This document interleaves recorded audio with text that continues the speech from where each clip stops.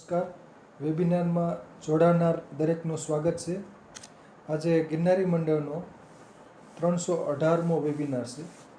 આજના વક્તા છે ખડસુપરના ડૉક્ટર બાબુભાઈ નાકરાણી સાહેબ, જેઓ આપણને આરોગ્યના પગથિયા ભાગ 12માં આરોગ્યલક્ષી માહિતી આપશે.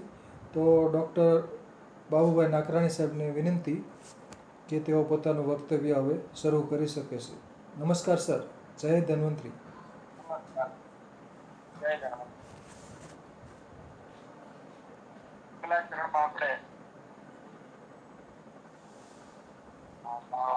વિરોગા સતતા સત્તા દેશકાય સુદાન સત્સુખ્ય મોહ અરતિદાન જગાના લોકો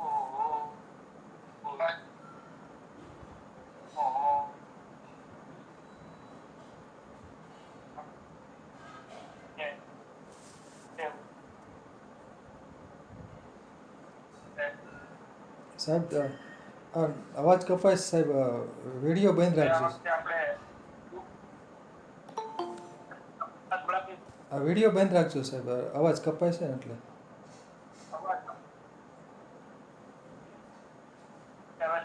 હા હા, સંભળાય છે બરાબર. હા ચોક. હા બોલો. આગળ આપણે સામાન્ય રીતે દૂધના ગુણો અને એની પર વાત કરી. મારો હેતુ આપણે આજુબાજુમાં, આપણા જીવનમાં, આપણા વપરાશમાં જે ચીજ વસ્તુઓ છે, આહાર વિહારમાં, એના ઊંડાણપૂર્વક ગુણથી આપણે સભર બની એનો ઉપયોગ કરીને સ્વસ્થ રહીએ અને રોગો દૂર કરીએ, આ મુખ્ય હેતુ છે. સામાન્ય રીતે વધુ ડીપ ઔષધો પર આપણે વૈદ્ય લોકો ખૂબ કામ કરી શકે, પણ આમ પબ્લિક માટે તો આજે સાદું જ્ઞાન છે, ઘી, દૂધ, દહીં, છાશ, હળદર, ચટણી, મીઠું, તો આજે સાદું જ્ઞાન છે એ જ એને આરોગ્ય બક્ષનારું છે. અને આપણી સંસ્કૃતિની અંદર આહાર, વિહાર, વિચાર, આ બધું આરોગ્યને લક્ષીને સદાચારનું વર્ણન કરેલું છે. તો મુખ્ય હેતુ રોજબરોજ ઉપયોગમાં લેવાતી જે વસ્તુ જે અણમોલ છે એનું આપણને દર્શન થાય અને કઈક રોગોમાં આપણે પ્રયોગો કરી અને રોગો દૂર કરી શકીએ. એવા મોટા રોગો દૂર કરી શકીએ કે જેમાં લાખો કરોડ રૂપિયા કામ ન કરે, પણ નાનું એવું ઘણી વાર આપણું ઉકાળેલું પાણી કે મગનું પાણી, તુલસીનો રસ, આદુનો રસ કે અરડુસીનો રસ, લસણનો કલ કે હળદર, આ બધી વસ્તુ અદ્ભુત ઔષધ જ છે. અને આપણામાં ખાસ કીધું છે સતી કેમ ઔષધમ,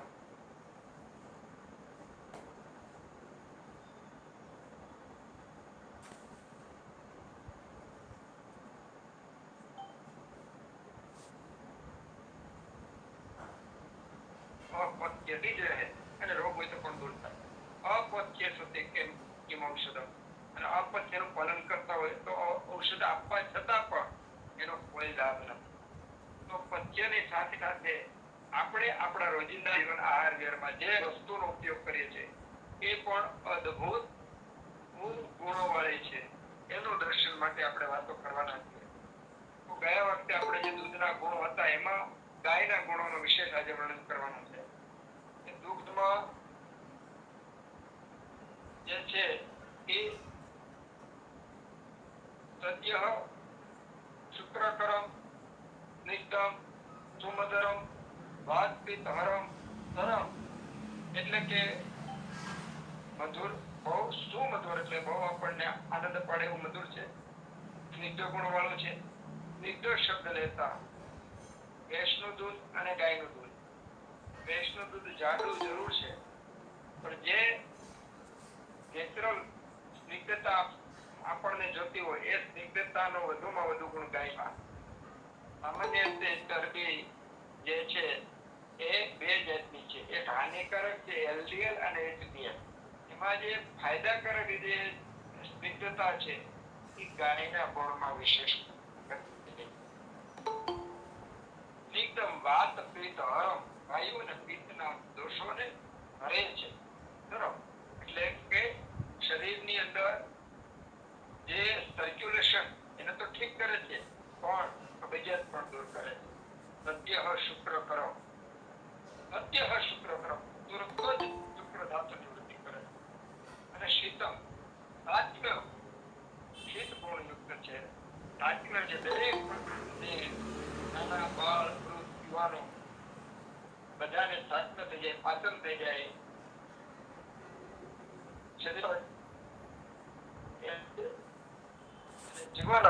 જીવનના ગુણો વધારે એવું છે. જીવન શબ્દ કહેતા તમામ પ્રકારના આપણે વિટામિન કે જે સપ્લિમેન્ટ છે એ અર્થમાં જોઈએ તો એ બધા ગુણોથી ભરપૂર છે. ગૃહણ એટલે શરીરની અંદર જો પતલાપણ હોય તો જાડાપણું કરનાર છે, પુષ્ટિ કરનાર છે. બલ્ય માટે બળ આપનાર છે, મેધા શક્તિ વધારનાર છે. વાજીકરણમ એટલે મૈથુન શક્તિ વધારનારો છે. અત્યારે મૈથુન શક્તિ ઉપર પણ ખૂબ બધું પ્રશ્નો ઉભા થાય છે. જો ગાયના ઘી દૂધનું પ્રસાર ને પ્રસાર કરવામાં આવે તો સમાજની અંદર પ્રસરતા મોટા ભાગના પ્રશ્નોનું સમાધાન માત્ર ને માત્ર ગાયના દૂધમાં આપણને મળી જાય છે.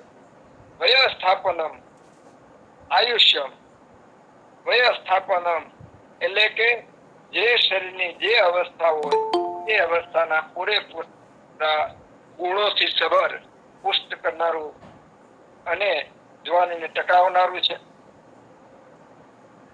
સંધિકારી સાંધાઓને જોડનાર છે. માની લો કે કોઈ ફ્રેક્ચર થયું હોય, રક્તના કણો તૂટેલા હોય, સ્નાયુઓ તૂટેલા હોય તો કોઈ પણ પ્રકારના જે ક્રેક છે એનું હીલિંગ કરનારું મોટા સિદ્ધાંત કર્મ કરનારો હોય તો વિશેષ કરીને ગાયનું દૂધ છે. સંધિકારી અને રસાયણ શરીરની રસ ધાતુની પુષ્ટિ કરી અને યુવાનને સ્થિર કરનાર છે, વૃદ્ધત્વ દૂર કરનાર છે. વૃદ્ધત્વ દૂર કરનાર એટલે વૃદ્ધા અવસ્થા ના દરમિયાન આવતા લક્ષણો એને પણ અટકાવી અને જીવનને સુખરૂપ થાય એવા ગુણો લાવનાર છે.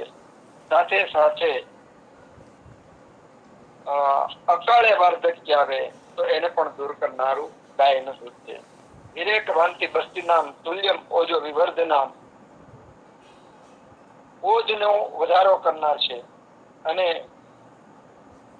પાછું કયા કયા રોગમાં જીર્ણધ્વરે સામાન્ય રીતે 9 બનાય છે. હોય તો 5 દિવસે, પિત્ત હોય તો 7 દિવસે અને કફનો કફ જ્વર હોય તો 12 દિવસે જીર્ણધ્વર કે ત્યાર પછી જીર્ણધ્વર થયા પછી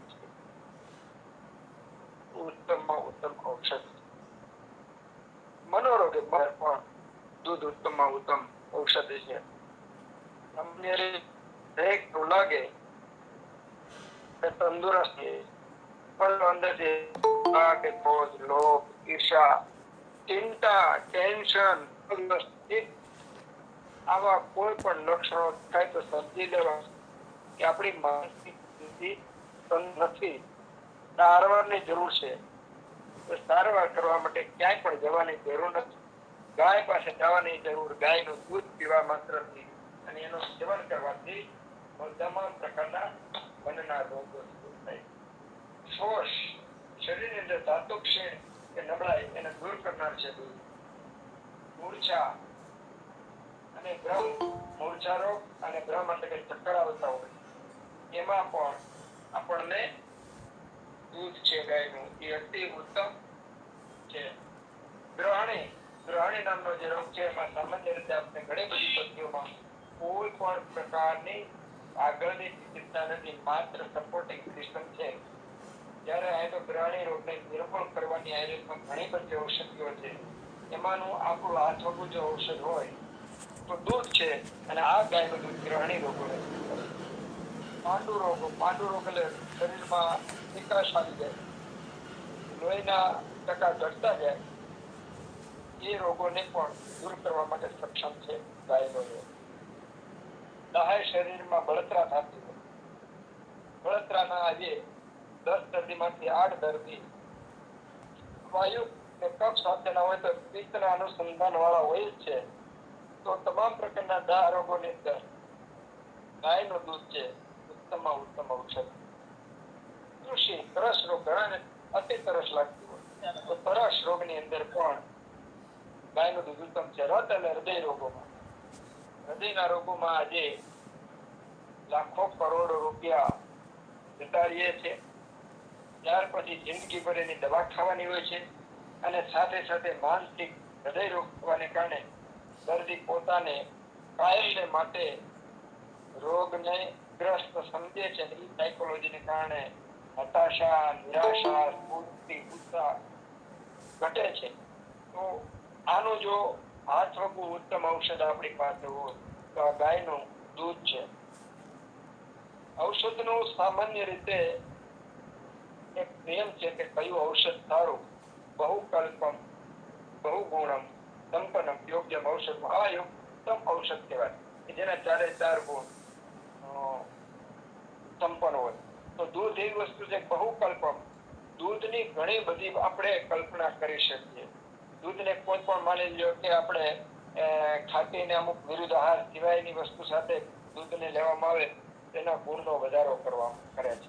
પછી દૂધમાંથી દહીં, છાશ, ઘી, અલગ અલગ ઘણી બધી વસ્તુ આપણે બનાવી શકીએ. એટલે બહુગુણમ, બહુકલ્પમ, બહુગુણમ, ઘણા બધા ગુણો છે. આપણે કદાચ 5 કલાક કન્ટિન્યુ ગાયના દૂધના ગુણોનું વર્ણન કરીએ તો પણ આ વર્ણન ખૂટે એમ નથી. એટલા બધા ગુણો છે. બહુકલ્પમ, બહુગુણમ, સંપન્નમ, યોગ્યમ, ઔષધમ.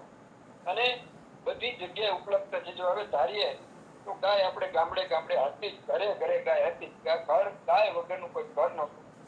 પેલા માણસોની વસ્તી કરતા ગાયની વસ્તી વધારે હતી. અને એ વખતે ભારત કોને કે ચીડિયા કહેવાતું એનું મૂળ કારણ ગૌધન છે. પેલા તો ધનની અંદર, વ્યવહારની અંદર, આદાન પ્રદાનની અંદર ગાયોની ગણના કરવામાં આવતી. અને આદિકાળથી ગાયનું મહત્વ વેદમાં પણ બતાવેલું છે. એટલે આવું ઉત્તમ બહુકલ્પમ, બહુગુણમ, સંપન્નમ, યોગ્યમ. યોગ્યમ એટલે દરેક વ્યક્તિ માટે યોગ્ય છે. આપણે શાસ્ત્ર થઈ ગયું છે. દૂધના ગુણો આપણે બતાવી શકીએ, આપણે શાસ્ત્ર કરી શકીએ. તો આવું જે છે એ ઘણા બધા રોગો દૂર કરનાર છે. શૂળ, શરીરના દુખાવા દૂર કરનાર છે. હવે આમાં 2 અર્થ થાય. દાખલા તરીકે કોઈ દુખાવો હોય એને દૂર કરે એના સ્નિગ્ધ ગુણને કારણે, ગુરુ ગુણને કારણે અને રસાયણ ગુણને કારણે. પણ જે લોકોએ દૂધનું ખૂબ પાન કરેલું અગાઉથી તો એનામાં સ્નિગ્ધતા, ગૌરવતા, સ્થિરતા ખૂબ આવે.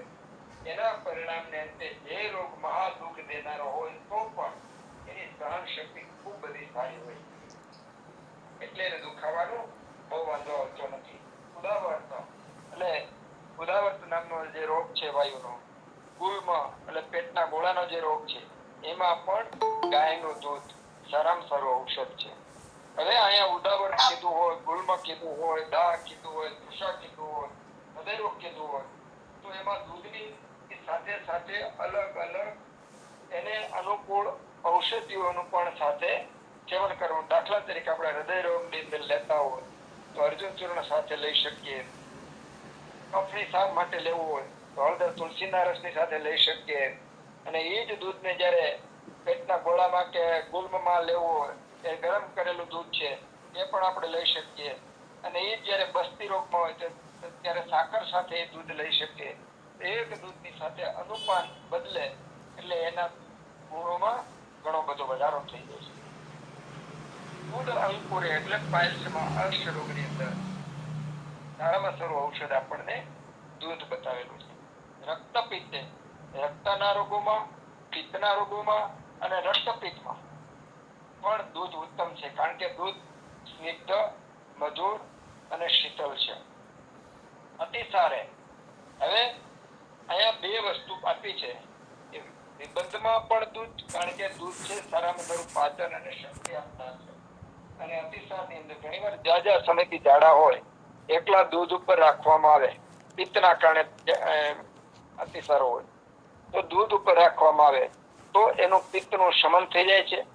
દુષ્ટ અગ્નિ છે એ નિરામ બની અને સંયુક્ત થઈ જાય છે. પરિણામે અતિસારમાં રોગો એ ગુણો નિર્મૂળ થાય છે. યોનિ રોગે, આજે યોનિ રોગની અંદર યોનિ કહેતા ગર્ભાશય, યોનિ આ બધાનું આવી ગયું. એ રોગોનું નિદાન સોનોગ્રાફીને કારણે, સીટી સ્કેનને કારણે ખૂબ સારા થાય છે. સારવાર પણ જે તે ડોક્ટરો કે પોતાના જ્ઞાન પણ સારામાં સારું પ્રયત્ન કરે છે.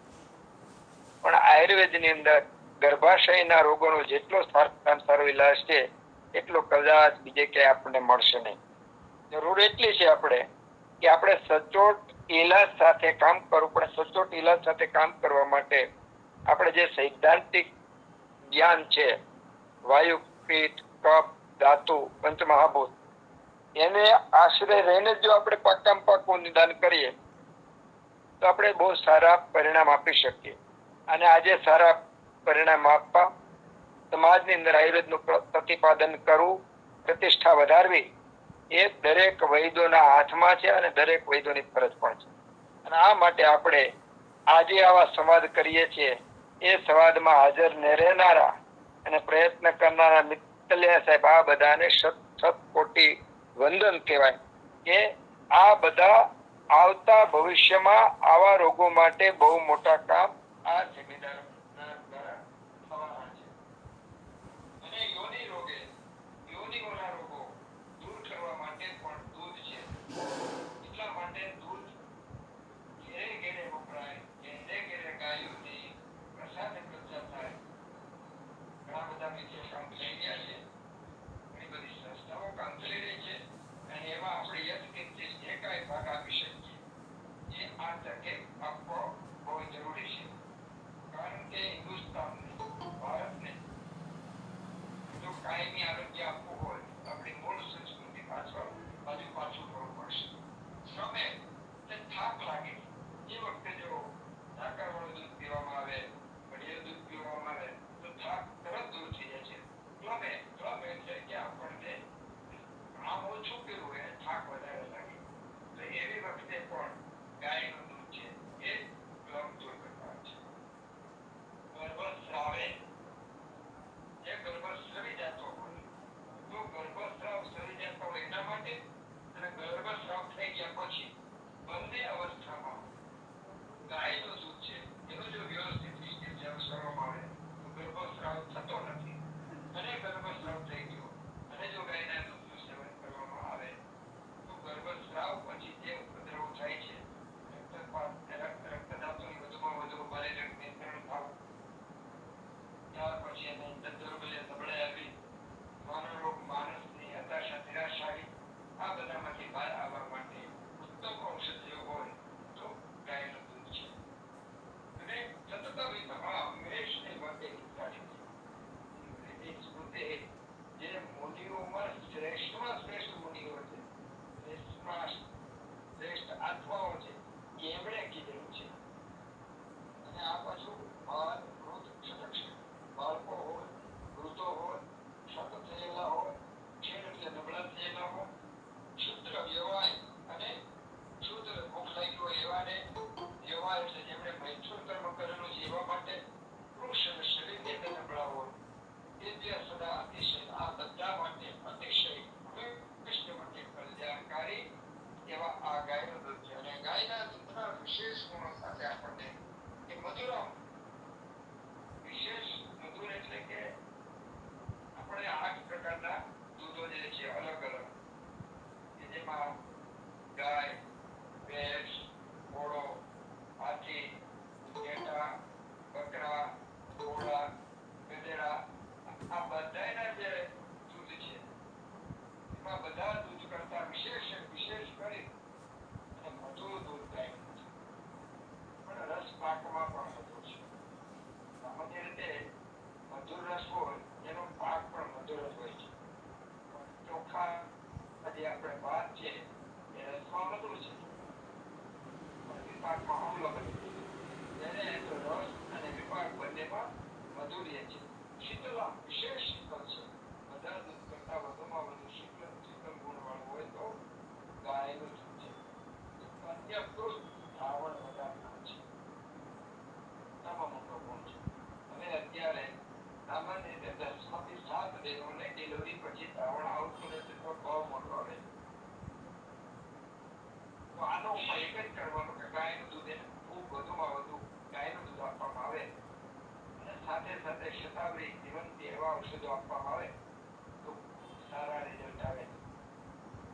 ધાવણ વધારનાર આયુર્વેદ ઔષધિ સિવાય સામાન્ય રીતે બીજા ઔષધો મળતા નથી. ઇત્યાદિન ને બધી ટેબ્લેટ માર્કેટમાં આવે છે. બધા પટ્ટીવાળા ડોક્ટરો લખે છે પણ છે આપણી આયુર્વેદિક જીવનથી એનાથી તરફ. તો એની સાથે જે ગાયનું દૂધ છે સ્તન્યકૃત શબ્દ લેખવાનો. એ સ્તન્ય વધારનાર તો ખરું પણ સ્તન્ય ધરાવનાર છે. એટલે જે માતાને ધાવણ આવતું જ નથી, ઉત્પન્ન જ નથી થતું, એનું ધાવણ કરનાર ગાયનું દૂધ છે. ગાયના દૂધનું સેવા ખાસ જ્યારે આપણી આજુબાજુમાં ખબર પડે કે આ બેનને ડિલિવરી પછી ધાવણ આવતું નથી, કોઈ પણ પ્રકારના ડબલા ડુબલી આ તે બધું કરવા વિચારા પહેલા ગાયના દૂધનું સેવન ચાલુ કરી દો. અને ગાયના દૂધનું સેવન ચાલુ કરવાથી અવશ્ય સ્તન્ય ચાલુ થશે, સ્તન્યકૃત એટલે કે સ્તન્ય બનશે અને ધાવણ આવવા મળશે. પાછું કેવું સ્તન્ય આવશે? તે નિર્દોષમ બાળકને ઉચકારી એવા સ્તન્યનું નિર્માણ થશે, એવા ધાવણનું નિર્માણ થશે. એટલા માટે ગાયનું દૂધ ઉચકારે. સ્નિગ્ધમ ગાયના દૂધમાં સ્નિગ્ધતા વિશેષ કરીને ભેંસના દૂધમાં સ્નિગ્ધતા છે પણ એ સ્નિગ્ધતા અલગ ટાઈપની છે. શ્રોતોરોધ કરનારી છે, શરીરને જળ બનાવનારી છે. અને જ્યારે ગાયના દૂધની અંદર સ્નિગ્ધતા છે એ સ્નિગ્ધતા મુલાયમ કરનારી છે, શરીરને કોમળ બનાવનારી છે અને લચકેલા પણ બનાવનાર એવા ગુણોવાળી જે સ્નિગ્ધ ગુણ છે વિશેષ કરીને ગાયના દૂધમાં સ્નિગ્ધ ગુણ છે.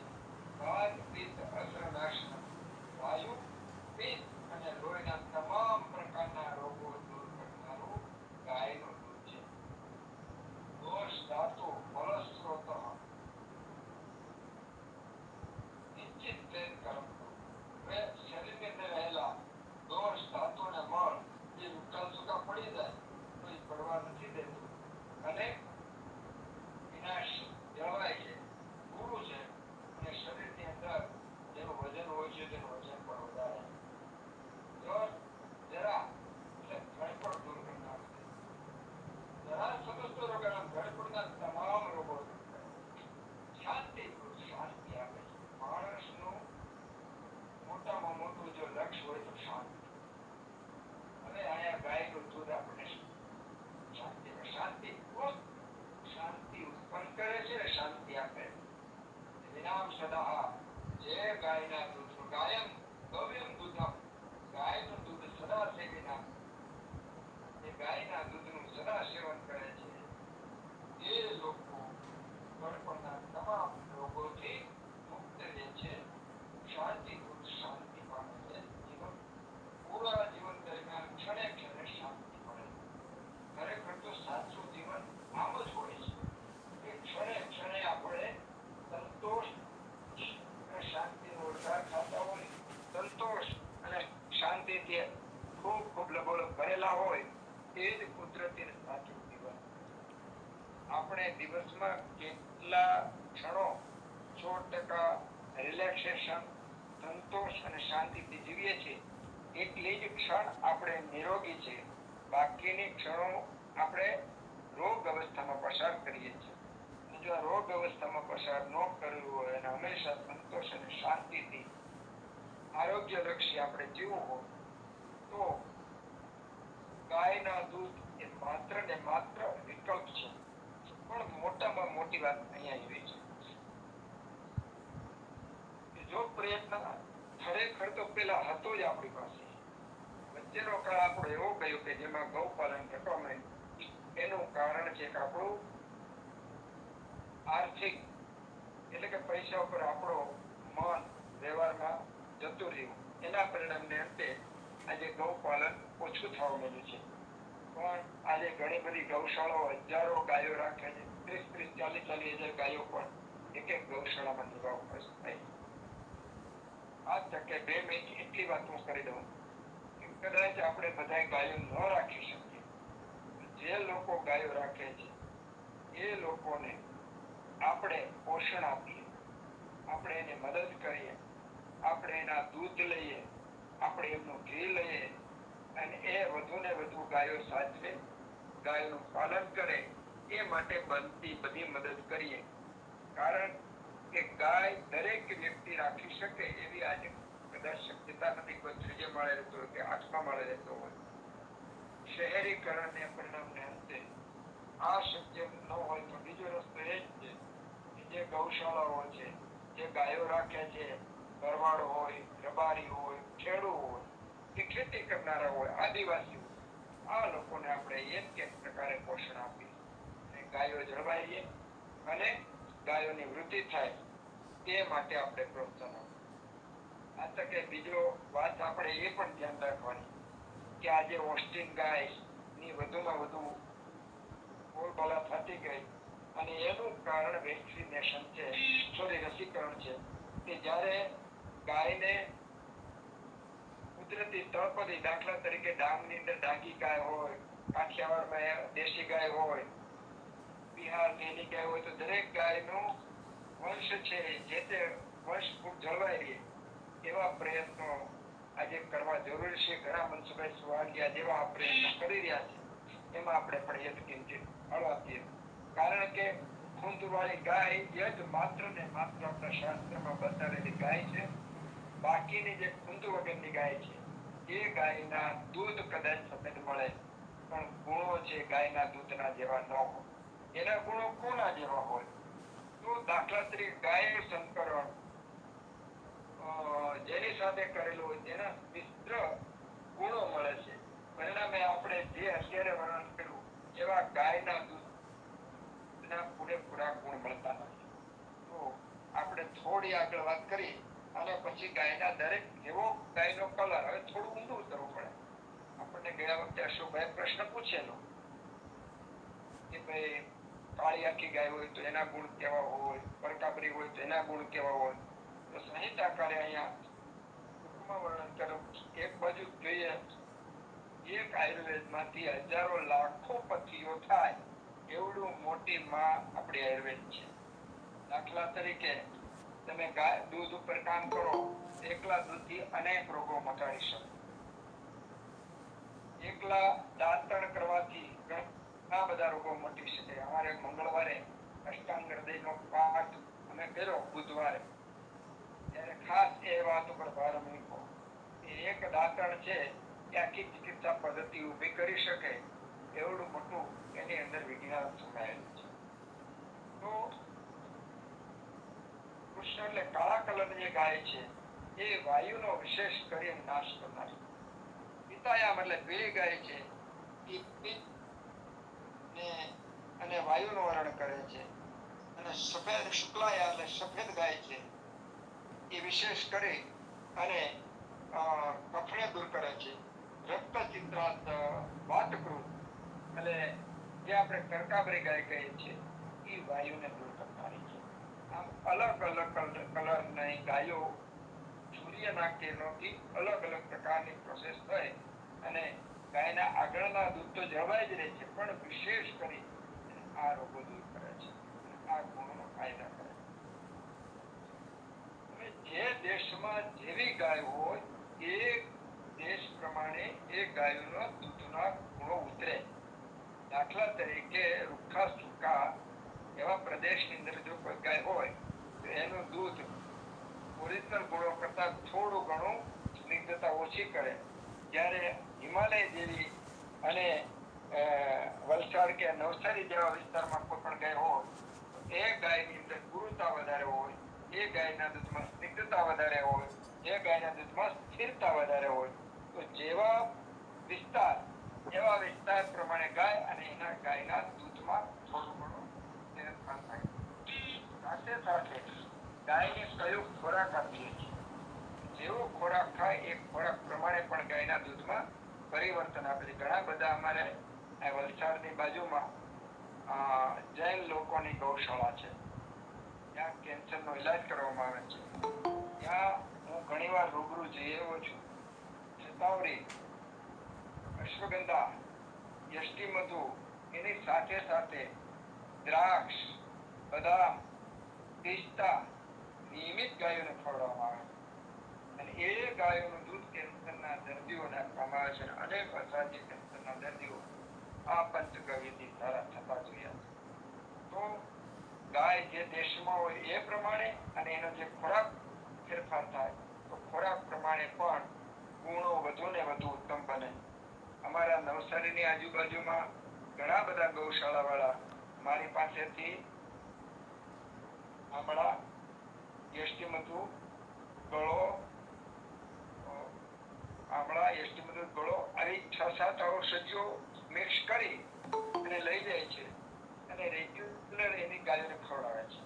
અને એના પરિણામને અંતે એના ગાયનું જે દૂધ છે એ માર્કેટ કરતા 2 થી 3 ગણા ભાવે એ લોકોને મળે છે. કારણ કે ઔષધિઓનો પ્રભાવ વિશેષ કરીને એમાં આવે. આ થયું આપણે ગાયનું દૂધ. સામાન્ય રીતે આપણે દૂધના ગુણો કહેતા વિશેષ શબ્દ વાપર્યો હતો. પણ ભેંસનું દૂધ છે માહિષ્ટ મધુરમ કાવ્ય શુક્ર કરમ પરમ નિંદ્રાકરમ અભિષદિ ક્ષુધા અધિત્યમ ધીમમ. ભેંસનું દૂધ છે ને એ વધારે ભારે પચવામાં ભારે છે. નિંદ્રાકરમ ઊંઘ વધારે આવે છે. એટલે કે જેને ઊંઘ ન આવતી હોય, અનિંદ્રાનો રોગ હોય, એને પીપલી મૂળની સાથે ભેંસના દૂધ સાથે પીપલી મૂળ પાવાનું વિધાન છે. અભિષંદી શરીર ભારે કરનાર છે. શુદ્ધા અધિક્ય કરમ હિમ. અને જેને અતિ ક્ષુધા લાગતી હોય એવા વ્યક્તિ માટે ભેંસનું દૂધ સારું છે. પણ સ્રોતોરોધ કરનારો છે ભેંસનું દૂધ. કારણ કે જે દૂધ જે યોનિમાંથી આવતું હોય એ યોનિ જેટલી ચંચળ એટલું દૂધ હળવું અને એ યોનિ જેટલી હલનચલન ઓછું થાય એટલા પ્રમાણમાં એનું દૂધ ગુરુ. એટલે ગાયના કરતા ભેંસનું દૂધ ગુરુ વધારે પાય છે. સ્રોતોરોધ કરનારું છે. પણ જેનું શરીર શુક્લકડી હોય, એને ઊંઘ ઓછી આવતી હોય એવી વ્યક્તિ માટે ભેંસનું દૂધ છે એ ઔષધ. બકરીના દૂધમાં કષાય મધુરમ તુરો રસ વિશેષ કરી રહેલો છે. મધુરમ પણ મીઠો છે, શીત ઠંડો છે, ગ્રાહી અને લઘુ છે. રક્તપિત્ત, અતિસાર આ રોગોમાં બકરીનું દૂધ સારામાં સારું ઔષધ તરીકે વપરાય છે. ક્ષય એટલે ટીબી, કાશ એટલે ઉધરસ, જ્વર એટલે તાવ. આ બધા રોગોની અંદર બકરીનું દૂધ છે એ ઔષધ રૂપ છે. આપણને આજુબાજુમાં આ બધા જે દૂધ છે એ ગાય, ભેંસ, બકરી, ગાડર, ઘોડી, હાથી, આ બધાના ગુણની ખબર હોય તો આપણી આજુબાજુમાં વધતા પ્રાણીઓના દૂધનો ઔષધ તરીકે આપણે ઉપયોગ કરી શકીએ. અને આ ઔષધ ખરેખર ખૂબ પરિણામ આપનાર છે. ગાંધીજી બકરીનું દૂધ પીતા. એનું કારણ શું છે કે એનામાં બકરીનું દૂધ પીતા તેના પરિણામને અંતે એનું કદ ગુણ વિશેષ રહેતો હતો. થાક ઓછો લાગે, પચવામાં હળવું. અને ત્યાર પછી આવી ગયો એટલે કે ગાડર, એના ગુણમાં લવણ. હવે થોડું થોડું સમજવા જેવું આવશે. આપણે તો મધુરમ એકદમ આ બધા દૂધના ગુણો કીધા હતા, પણ વિશેષ શબ્દ ત્યાં વાપરવામાં આવ્યો. પણ દરેક પ્રાણીઓના દૂધના ગુણો થોડા થોડા ભેદ પડે છે. ગાડરના દૂધમાં લવણમ ખારો રસ છે, સ્વાદુરસ છે, ખારા પછીનો છે, ગળો તિક્ત છે પણ ઉષ્ણ છે, ગરમ છે. સામાન્ય રીતે બધા દૂધ ઠંડા છે, પણ ગાડરનું દૂધ ગરમ છે. પણ એ કયા રોગમાં વપરાય? અશ્વરી પ્રણવ. અશ્વરીનો નાશ કરનાર છે. અને પથરી રોગોમાં ગાડરનું દૂધ વપરાય છે. અહૃદયમ હૃદય માટે હિતકારી નથી. જેને હૃદયની તકલીફ એ લોકો માટે ગાડરનું દૂધ હિતકારી નથી. પણ અત્યારે આ સ્થાને આપણે વાત એ કરવાની છે કે આપણે જો કોથળીનું બાટલીનું બજારમાંથી જે દૂધ મળે છે તમામ પ્રકારના દૂધ એને આપી આવે છે. એ કાંઈ છે સફેદ જ. પણ આપણને કોઈ એક પ્રાણીનું દૂધ ઘણા ગુણો એમાં મળશે નહીં. એટલા માટે જો તમારે સ્પેશિયલ ગુણોનું દૂધ જોતું હોય તો જે તે પશુ એની પાસે રાખતા હોય ત્યાંથી આપણે દૂધ મેળવવું પડે તો અને માત્ર તો જ આપણને એ દૂધ મળે. હવે અમૂલમાં, સ્મૂલમાં, વસુંધરામાં કોઈ પણ ડેરીમાંથી ગાયનું દૂધ લેવામાં આવે. ગાયનું દૂધ હોય છે પણ એ તમામ મિક્સ ગાય હોય. એમાં જર્સી ગાય પણ હોય, હોસ્ટેલ ગાય પણ હોય, ગીરની ગાય પણ હોય, બધી ગાયનું મિક્સ દૂધ હોય છે. એમાંથી પણ આપણને ગાયના પૂરેપૂરા ગુણો મળવાના નથી. એટલા માટે ખાસ આપણી નજીકમાં જે કોઈ ગાયનું દૂધ મળે એ જ પીતાવા મળે છે. અધિકમ લવણમ સ્વાદુ સ્નિગ્ધ ઉષ્ણમ સમરી પ્રણો અદ્ય તર્પણ. તર્પણ એટલે સંતોષ આપે એવું છે. દૃશ્ય એટલે મૈથુન શક્તિ વધારનાર, સંતાન ઉત્પત્તિના ગુણો વધારનાર છે ગાડર. શુક્ર કફમ, શુક્ર ધાતુની વૃદ્ધિ કરનાર, પિત્ત વધારનાર અને કફ વધારનાર.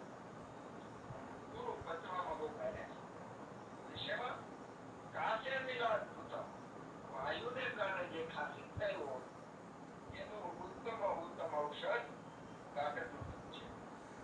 કેવી રીતે મિલેવા અને વાયુને કારણે ઉધરસ કેવું અવશ્ય પેલો તો વાયુને કારણે ઉધરસ નહીં હોય તો કાચકાનું વાસણ ફરતું હોય એવા અવાજ સાથે ઉધરસ આવે. શરીરમાં રૂક્ષતા આવવા માંડે, મુખમાં મોઢામાં દીનતા દેખાવા માંડે, શરીરમાં નબળાઈ લાગવા માંડે, સાથે સાથે છાતીમાં, પીઠમાં દુખાવો ચાલુ થઈ જાય, કબાકા ચાલુ થવા માંડે. તો આ વાયુની ઉધરસ જેવું સમજ. વાયુના ઉધરસમાં વાયુનો વાસ છે એ સ્વરભેદ એટલે કે અવાજ ઊંડેથી આવતો હોય, અવાજ ફાટી જતો હોય એવો અવાજ આવે તો આપણે નિદાન કરવાનું કે આ વાયુની ઉધરસ છે. વાયુને કારણે ઉધરસ હોય એનું ઉત્તમમાં ઉત્તમ ઔષધ ગાર્ડનનું દૂધ છે.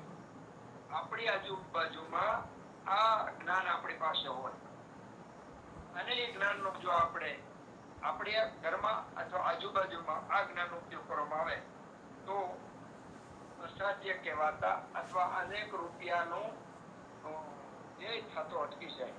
એટલા માટે વાયુની જે ઉધરસ છે એમાં ગાર્ડનનો દૂધ. હવે જે એક બે વર્ષ આવે છે થોડુંક કદાચ યોગ્ય બન્યું નથી એટલે તમને નવાઈ લાગશે. ઘોડીના દૂધના ગુણો પણ જો ઘોડીનું દૂધ છે વપરાતું હોય તો જ આમાં વર્ણન કરેલું હોય.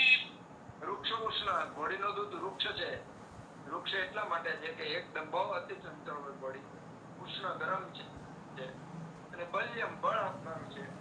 શ્વાસ એટલે શરીરમાં શ્વાસ નામનો રોગ છે એને અડનાર છે. અનિલ એટલે વાયુને અડનાર છે. અમ્લ ખાટા રસવાળું છે. કટુ એટલે તીખા રસવાળું છે. લઘુ પચવામાં હળવું છે. સ્વાદુ એટલે વધુમાં વધુ ખાટો, તીખો અને બેળો રસ એની અંદર છે. સર્વમ એક સફમ થતા. આ બધા પ્રકારના ઘોડીના દૂધના ગુણો છે. ઉટડીનું દૂધ પૌષ્ટિકમ દુગ્ધમ લઘુ સ્વાદુ. ઉટડીનું દૂધ છે એ એકદમ લઘુ એટલે હળવું છે પચવામાં. સ્વાદુ એટલે મધુર છે. લવણમ એટલે ખારું છે. દીપનમ અગ્નિને પ્રદીપ્ત કરનાર. કયા કયા રોગમાં કામ કરે? કૃમિ, કુષ્ઠ, કફ, આદાહ, શોથ, ઉદરહરણ એટલે કૃમિ, તમામ પ્રકારના કૃમિ દૂર કરે. હવે શરીરની અંદર કૃમિને કારણે થતા રોગો ઘણા બધા છે. ઘણા બધા ડાયગ્નોસિસ વગેરેના રોગો કૃમિનું કારણ હોય છે. તો એમાં ઉટડીનું દૂધ પાવામાં આવે છે. કુષ્ઠ, તમામ પ્રકારના 18 પ્રકારના કુષ્ઠો છે એ કુષ્ઠને જો મટાડવા માટે ઉટડીના દૂધનું સૂચન છે. આનાહ, શરીરનો આફરો. શોથ, શરીરની અંદર સોજો. ઉદર રોગો, ઉદર રોગોની અંદર ખાસ કરી અને જે એસાઇટિસ છે, જલોદર છે, જલોદરની અંદર જો ખાલી માત્ર ને માત્ર ઉકળીના દૂધ ઉપર દર્દીઓને રાખવામાં આવે ઘણું બધું સારું પરિણામ આવે. અને હું ઘણા બધા જલોદરના દર્દીઓમાં ઉટણીનું દૂધ અપાવું છું અને દર્દીઓને ખૂબ રાહત છે. પ્રશ્ન એ થાય કે ઉટણીનું દૂધ મળે ક્યાં? ઉટણીનું દૂધ બે જગ્યાએથી મળે. એક તો જ્યાં ઉટણી રાખતા હોય એની આજુબાજુ હોય ત્યાંથી મળે. પણ તપાસ કરતા ખબર પડી કે આ અમૂલ વાળા પણ ઉટણીનું દૂધ રાખે છે અને એની એક્સપાયરી 6 મહિના હોય.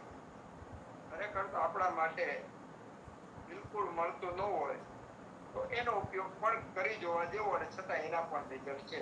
એટલે ઉટણીનું દૂધ છે એ ઉદર રોગોની અંદર, જલોદરની અંદર સારામાં સારું ઔષધ રૂપ છે. હાથીના દૂધના ગુણની અંદર પુષ્ટિ કરનાર છે, ભારે છે, મધુર છે અને મૈથુન શક્તિ વધારનાર છે, નેત્રને હિતકારી અને ઠંડક આપનાર છે. સ્ત્રીના દૂધમાં નારિયા લઘુ પયમ શીતમ, સ્ત્રીનું દૂધ વિશેષ કરી ઠંડુ છે, દીપન એટલે ભૂખ વધારનાર છે, વાતજીત વાયુ અને પિત્તને જીતનાર છે, ચક્ષુ આંખના તમામ પ્રકારના રોગ એમાં એનું જો ટીપા નાખવામાં આવે તો આંખના રોગો દૂર કરનાર છે. આંખની અંદર દુખાવો થતો એને દૂર કરનાર છે. આંખને ચોળ કે કઈ લાગ્યું એને પણ દૂર કરનાર છે. અને આ દૂધનો ઉપયોગ નાખવા માટે, આસ્ટ્યોતર માં ઉપયોગ કરવા માટે, આસ્ટ્યોતર એટલે આંખની અંદર ટીપા નાખવામાં, આંખમાં ધાર કરવામાં, આ ઉત્તમમાં ઉત્તમ આંખની ચિકિત્સા છે. આના સિવાયના દૂધ સીધે સીધું શેડ કેટલું એટલે કે આંચળમાંથી સીધે સીધું પીએ તો બેસ્ટમાં બેસ્ટ, ઉત્તમમાં ઉત્તમ ગુણો છે. અને એ બળ આપનાર, હલકું ઠંડુ ને અમૃતના જેવા ગુણ કરતા. પણ જેમ જેમ દૂધ ઠંડુ થતું જાય, સમય થતો જાય, એમ એમ દૂધના ગુણોમાં ચેન્જ આવતું જાય છે. સામાન્ય રીતે જો દૂધ ધોયા પછી તરત જ પીવું હોય તો કોઈ વાંધો નથી, પણ વધારે સમય જાય તો સામાન્ય રીતે તમામ પ્રકારના દૂધને ઉકાળીને જ પીવાના. એમાં ભેંસનું દૂધ જો કાચું દૂધ પીધું હોય, ઉકાળ્યું ન હોય, તે પચવા ખૂબ જ ભારે અને નાડીઓને સ્રોતોરોધ કરનાર છે. એટલે કે હૃદયની નાડીઓ, પગની નાડીઓ, હાથના સાંધાઓ બધાને જડ કરનાર છે. સામાન્ય રીતે આપણે ગાય તાજી વિયાણી હોય તેને તરતનું દૂધ પીતા નથી, કારણ કે એ દૂધ છે એ ત્રિદોષ કરનાર એટલે કે રોગો કરનાર છે, અપચો કરનાર છે, પચવામાં ખૂબ ભારે છે. એટલા માટે તાજી વિયાણેલી ગાય છે એનું જે દૂધ છે એ દૂધ પીવાની મનાય. પણ 3 મહિના પછી એ દૂધ ઉત્તમમાં ઉત્તમ પાચન અને શક્તિ આપનારું છે, અને એ દૂધ જ સર્વોત્તમ છે. દૂધની આમ તો જોઈએ તો જેટલી વાતો કરીએ એટલી ઓછી છે, પણ દૂધ પછી આપણે થોડોક સમય છે એટલે એમાંથી દૂધમાંથી ખાલી એક નાનું એવું મેળવણ કરીએ તો એમાં દહીં બની જાય. દહીં ઉપર પ્રોસેસ કરવામાં આવે, તેમાં વિભાગ થાય, છાશ બને અને ઘી બને. થોડું આપણે અહીંયા વિચારવાનું એ રહ્યું કે દૂધ છે શીતલીય છે. દૂધને મેળવ્યા પછી જે બને છે દહીં એ ઉષ્ણ છે, ગરમ છે. દૂધ સ્નિગ્ધ છે, તર છે. મેં નાનું એવું 10 લિટરમાં ખાલી 5 ml છાશ નાખી દીધી તો દહીં બની ગયું. તો દહીંના ગુણો બદલી જાય છે. દહીં ગ્રાહી છે, કષાય રસ વાળું છે, ઉષ્ણ બની જાય છે. અને એ જ દહીંને વલોવી ત્યારે છાશ બનાવવામાં આવે તો છાશ ન અતિ શીત ન અતિ ઉષ્ણ એવા ગુણવાળી છાશ બને. ઉત્તમમાં ઉત્તમ વિપન અને પાચન બને. છાશ પણ કષાય રસ યુક્ત હોય, થોડા રસ યુક્ત હોય, એના કારણે ઝાડાને રોકે છે. એટલે કે અતિસાર થયો તે ઉત્તમમાં ઉત્તમ દવા. અને એની સાથે બનેલું જે માખણ છે એ માખણ શીતવીર્ય છે. આખું ઉષ્ણવીર્ય, શીતવીર્ય દૂધમાંથી ઉષ્ણ દહીં બને છે, એમાંથી પાછું શીત માખણ બને. અને આ માખણ મૃદુ, પચવામાં એકદમ હળવું અને ઘીના જેવા જ બધા ગુણો હોય. અને એ જ માખણને પાછું ગરમ કરો એટલે એનો સાર ભાગ જે છે એ ઘી બને છે. એ માખણ તમે 5 દી કે અઠવાડિયું બધું રાખી શકો, વધારે નથી રાખી શકતા. પણ એ જ માખણને આપણે ગરમ કરીએ અને ગરમ કર્યા પછી માખણમાંથી ઘી બને. અને આ ઘી જે છે એ 1 વર્ષ સુધી એ ઘીને કોઈ પણ પ્રકારનો વાંધો આવતો નથી, સારામાં સારી રીતે. 1 વર્ષ પછીનું ઘી એ જૂનું ઘી કહેવાય છે. અને જૂનું ઘી છે, નવું ઘી અને જૂનું ઘી બેયના ગુણોમાં ઘણો બધો ફેર પડે છે. જે ઘી છે અને એના ગુણો છે, એ ગુણો માટે આપણે ચરક સંહિતાની અંદર, અષ્ટાંગકારની અંદર, ભાવપ્રકાશની અંદર ઘીના વર્ણનો તો આપેલા. પણ આ ઘીના વર્ણનને જો પૂરેપૂરું લેવું હોય તો ઘણો બધો સમજે. પણ આપણે ટૂંકમાં લઈએ કે શસ્ત્રમ ઘી સ્મૃતિ મેધા અગ્નિ. એટલે આ ઘી શું કામ કરે કે ઘી એટલે બુદ્ધિ વધારે, સ્મૃતિ એટલે યાદ શક્તિ વધારે, મેધા શક્તિ વધારે, અગ્નિ એટલે કે અગ્નિ વધારે, અગ્નિને તંદુરસ્ત કરે, બળ વધારે, આયુહુ આયુષ્યની વૃદ્ધિ કરે, શુક્ર શુક્ર ધાતુની વૃદ્ધિ કરે, ચક્ષુષ્યા આંખોને માટે ઉત્તમમાં ઉત્તમ ઔષધ છે. બાલ, વૃદ્ધ, પ્રજાકાંતિ બાળકને માટે પણ વિકાસ કરનાર છે. વૃદ્ધને માટે વૃદ્ધાવસ્થાના રોગો દૂર કરનાર છે. પ્રજા કાંતિ એટલે કે જે ઉત્પન્ન થનારી પ્રજા જે છે એનામાં કાંતિ, તમામ પ્રકારના દિવ્ય ગુણો અવતરે છે. સુકુમારીય ઘીનું સેવન કરનાર એ સુકુમારતા એટલે કે કોમળ એના શરીરમાં ટકે છે.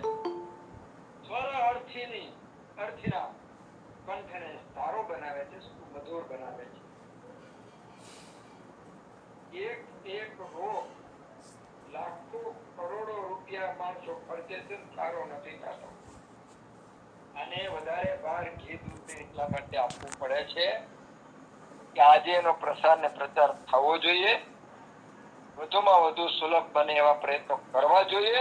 અને આજે આ સમયની માંગ છે એટલા માટે આપણે જેનું આપણને મહત્વ નથી એ વસ્તુનો આપણે ભારોભાર ઊંડાણપૂર્વક વાત કરીએ છીએ. હાથમાં દૂધનો કટોરો આવે તો એના ગુણોથી હૃદય છલોછલ તરંગથી ભરવાઈ થઈ જવું જોઈએ. જ્યારે આપણે ખીચડીમાં ઘી નાખતા હોય, રોટલીમાં ઘી લગાવતા હોય, કે ઘીનું પાન કરતા હોય, દૂધમાં ઘી નાખીને પીતા હોય, કે ઘીનો જ્યારે ઉપયોગ કરતા હોય, ઘીની વસ્તુ બનાવીને ખાતા હોય, ત્યારે ઘીના ગુણોનો જો આપણને ભાન અને જ્ઞાન હોય તો આ ઘીના ગુણોથી જે વસ્તુ બનેલી છે એ વસ્તુ જ્યારે આપણા હાથમાં આવે ત્યારે આપણે હૃદય ગદગદિત થઈ જવા જોઈએ, એના ગુણોથી સભર બની જવા જોઈએ. અને આવી ભાવ દશામાં જો એનું પાન, આન, લક્ષ્ય જે કરવામાં આવે તો જે ગુણો છે એ સાંગોપાંગ 100% આપણા શરીરમાં અવતરે છે. શસ્ત્રમ સ્મૃતિ મેધા અગ્નિબલ આયુ શુક્ર ચક્ષુષા બાલ વૃદ્ધ પ્રજાકાંતિ સૌ કુમાર્ય સબ સ્વર અર્થિનામ ક્ષત ક્ષીણ. ક્ષત નામનો જે રોગ છે, ક્ષીણ શરીર પતલું થવા માંડે છે, પરિસર પર શરીરની અંદર એકદમ વાત રક્તને વાયુના રક્તના પ્રકોપને કારણે પરિસર્પ નામનો જે રોગ થાય છે એનો ઉત્તમમાં ઉત્તમ ઔષધ છે. શસ્ત્ર લાગ્યું હોય તો એના માટે પણ રૂજવવા માટે સારામાં સારું હિલિંગ કરવા માટેનું ઔષધ છે. અગ્નિ જે ભૂખ છે એ વધારનાર છે. અગ્નિગ્લ અગ્નિને કારણે દાઝ્યા હોય એમાં પણ સારામાં સારું ઔષધ છે. પિત્ત આત્મના ગરમી એના રોગો પણ મટાડનાર, પિત્તના રોગો પણ મટાડનાર છે. વાત પિત્ત વિષ ઉન્માદ વાયુ પિત્તના રોગ હોય, વિષ એટલે ઝેરના રોગ હોય, ઉન્માદ હોય, ગાનપણ હોય, શોષ નામનો રોગ હોય, અલક્ષ્મી અહીંયા અલક્ષ્મી શબ્દ વાપરતા, નિર્ધન શબ્દ વાપરતા નિર્ધન માણસોની અંદર હતાશા, નિરાશા, ઓછું કામ કરવાની વૃત્તિ, એવા બધા જે દુર્ગુણો છે એ દુર્ગુણો દૂર થઈ અને સદગુણો અંદર પ્રવેશ કરે છે. પરિણામે અલક્ષ્મી વાળો લક્ષ્મીવાન થાય છે. એટલા માટે શ્રીમંતો જે કરી શકે છે એ લોકો તો ઘી દૂધ ખાય તો બેસ્ટ છે, પણ જે લોકો ગરીબ છે એ લોકો વધુમાં વધુ ઘી દૂધ ખાય તો એ લોકોની ગરીબાઈ પણ દૂર થાય એવું અહીંયા શાસ્ત્રમાં આપ્યું છે. અલક્ષ્મી જ્વરાપહમ, તાવને દૂર કરનાર છે. જ્ઞાનામ ઉત્તમમ, એમાં ઉત્તમ ઉત્તમ. સામાન્ય રીતે વાયુ, પિત્ત અને કફ એના અલગ અલગ સ્નેહનું વર્ણન છે, પણ બધા પ્રકારના સ્નેહ ઘૃતમ તૈલમ બસ્તી, જો દૂધ, ઘી, તેલ, મज्जा આ બધી જે છે એ સ્નેહ છે, પણ બધા સ્નેહની અંદર ઉત્તમમાં ઉત્તમ કોઈ સ્નેહ હોય તો ગાયનું ઘી છે. અભિકૃતમ કર્મ સહસ્ત્રકૂટ, જો આ ઘીને અલગ અલગ વિધિથી અલગ અલગ ઔષધિથી પકવવામાં આવે તો હજારો પ્રકારના રોગો દૂર કરવા માટે સક્ષમ છે. આ ઘી મધ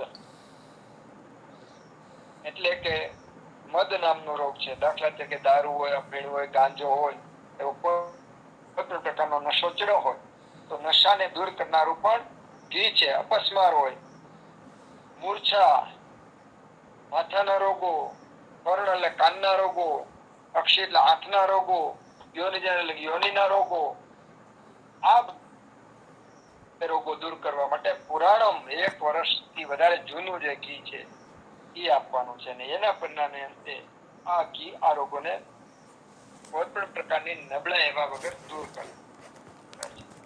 વ્રણ શોધન રોપણ, વ્રણનું શોધન કરે છે અને રોપણ કરે છે. 2 મિનિટ વાત કરીને આપણે વાતને પૂર્ણ વિરામ આપીએ.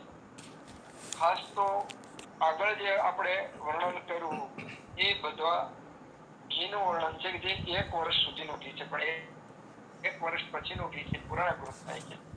પુરાણ ગૃહ જે છે એ એના કરતા નવું જે ઘી છે બળ, શક્તિ ને બધું વધારે આપે છે. 1 વર્ષ પછીનું 10 વર્ષ, 20 વર્ષ, 50 વર્ષ કે 100 વર્ષ, એમ જેટલું વધારે જૂનું ઘી એટલું વધારે માનસિક રોગોમાં, યોનિના રોગોમાં, કર્ણના રોગોમાં, વ્રણ એટલે કે ઘા, રૂજા, ચામડા, કુમડા એની ઉપર વધારે વપરાય છે. 100 વર્ષ જૂનું ઘી હોય તો ને કુંભ સર્પિત છે, અને એના પણ અનેક ગણા ફાયદા, અનેક ગણું કામ કરે છે. પણ આ ઘી સામાન્ય રીતે ખાન પાન કે પીવામાં વાપરવાનું આવતું નથી. લેપન કરવા માટે, ઘણીવાર નશ્ય માટે, યોનિમાં બીજું મૂકવા માટે, વ્રણને રોપણ કરવા માટે, એવી રીતે આ ઘીનો ઘણીવાર ઉપયોગ થાય છે. તો અનેક કલ્પના, માની લો કે કરંજકૃત બનાવવામાં તો તમામ પ્રકારના ચામડીના વ્રણના રોગોમાં કામ કરે, જાત્યાની કૃત બનાવવામાં આવે તો વ્રણનું રોપણ કરવાનું કામ કરે, પંચતિક્ત કૃત બનાવે તો ચામડીના રોગોમાં, રક્તના રોગો, કુષ્ઠ રોગો એ દૂર કરે, શેતાવરી કૃત બનાવ્યું હોય તો પિત્તના તમામ રોગો દૂર કરે, નબળાઈ શરીરની દૂર કરે, અને ગર્ભ ધારણ થાય એના માટે ઉત્તમમાં ઉત્તમ શક્તિ આપે, અને ફલભૂત બનાવ્યું હોય તો પુરુષ અને સ્ત્રી બંનેની અંદર શુક્ર ધાતુની પણ શોધન થઈ અને શુક્ર તંદુરસ્ત બને, અને રજ પણ તંદુરસ્ત બને, અને બંનેની મૈથુન શક્તિ વધે, ગર્ભધારણ શક્તિ સ્ત્રીની વધે, ગર્ભ તંદુરસ્ત બને. આ બધા ગુણો ફલગૃતની અંદર છે. ત્રિફલા ગૃત બનાવવામાં આવે તો ત્રિફલા ગૃત છે એ આંખો માટે ઉત્તમ છે, ઉત્તમ દીપન પાચન છે, અને બધા રોગો વાયુ પિત્ત ત્રણેય રોગો પર કામ કરે છે. એક જ ઘી, એક જ દૂધ અનેક અનેક ઔષધિ સાથે અનેક રોગો દૂર કરે છે. તો આપણને ઈશ્વર દ્વારા પર્યાવરણમાં આપણી નજીકમાં આપેલા આ મહાન ઔષધોને ભૂલી અને દુર્લભ ભાગ્યે જ મળે અતિ કિંમતી એવા વસ્તુ ઔષધોને લેવા પાછળ દોડધામમાં નહીં દોડવું જોઈએ. આપણે આ જે પાણી પીએ છીએ, પાણીના અત્યારે વરસાદ વરસી રહ્યો છે, આ આવતી 17 તારીખ પછી 18 તારીખથી મકર નક્ષત્ર બેસે છે, અને એમાં આપણે પાણી ભરી અને આપણે પાણી ઉપર પણ વાત કરેલી, તો જે પાણી પીવાનું છે એના ગુણો આપણે જોઈએ. જે દૂધ છે સારા ગુણોનો આપણે જ્ઞાન લઈએ અને ઉપયોગ કરીએ તો તંદુરસ્તી માટે આપણે પૈસો ખર્ચવો પડતો નથી. આપણે રાત્રિ દિવસ કરેલી કમાણી દવાખાના પાછળ હોસ્પિટલ પાછળ ન ખર્ચવું હોય તો નાના એવા મુદ્દા બહુ મોટું પરિણામ આપે છે. એટલે આપણે ભગવાન ધન્વંતરીને આ તકે પ્રાર્થના કરીએ કે આપણને એવી સદબુદ્ધિ આપે કે જે આપણી આજુબાજુમાં છે એ ઔષધિઓ છે, વટલો, પીપળો, ઉમરો, તુલસી, આવી નાની નાની ઔષધિઓ જે છે કે જે ઘણા બધા રોગો દૂર કરે. એકલો ઉમરો તમામ પ્રકારના સ્ત્રી રોગો દૂર કરે, તમામ પ્રકારના ગરમીના રોગો દૂર કરે, તમામ પ્રકારના નબળાઈના રોગો દૂર કરે, ઉત્તમ સંધાનકારક છે, ઉત્તમમાં ઉત્તમ એન્ટીબાયોટિક તરીકે એટલે કે એન્ટીસેપ્ટિક તરીકે ઘા લાગ્યો હોય, કુમળા થયા હોય તેનું પ્રક્ષાલન માટે વપરાય છે. તો આવી ઔષધિઓ પ્રત્યે આપણે વધુમાં વધુ સજાગ થઈ અને એ દિશામાં વળીએ કે આરોગ્ય આપણને તો મળે, આપણે આજુબાજુના મિત્રોને પણ મળે અને આ યુગ ધર્મની આજે ખાસ બધાની જરૂર છે. અને એના માટે ભગવાન ધર્મને પ્રાર્થના કરી કે આપણને બળ, બુદ્ધિ અને શક્તિ પ્રેરણા આપે. જય ધન્વંતરી. જય ધન્વંતરી. નાકરાણી સાહેબનો ખૂબ ખૂબ આભાર. નાકરાણી સાહેબે ગાયના દૂધનું મહત્ત્વ વિશે સરસ મજાની માહિતી આપી. આ ઉપરાંત વિવિધ પ્રાણીઓના દૂધના ગુણધર્મો અને વિવિધ રોગોમાં એની ઉપયોગિતા વિશે સરસ ચર્ચા કરી. તેમજ દૂધની બનાવટો, દૂધ, દહીં, છાશ, માખણ, ઘી, આના ઉપર પણ સરસ મજાની માહિતી આપી અને જૂના ઘી વિશે પણ સારો એવો પ્રકાશ પાડ્યો. તો ખૂબ ખૂબ આભાર નાકરાણી સાહેબ. હવે કોઈને પ્રશ્ન હોય તો પૂછી શકો છો.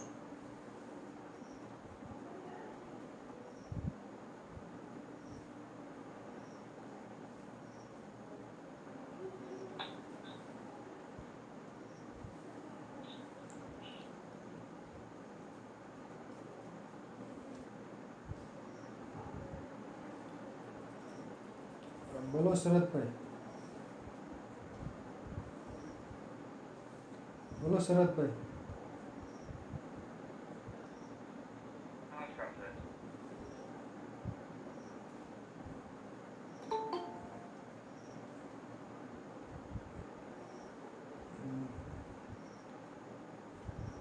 નમસ્કાર નમસ્કાર. કોણ બોલ્યું? કોઈ સવાલ હોય તો પૂછો.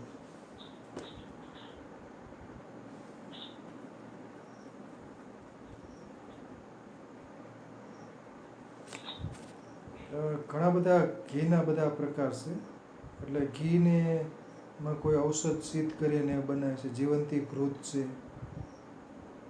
એવા શતાવરી ઘૃત છે.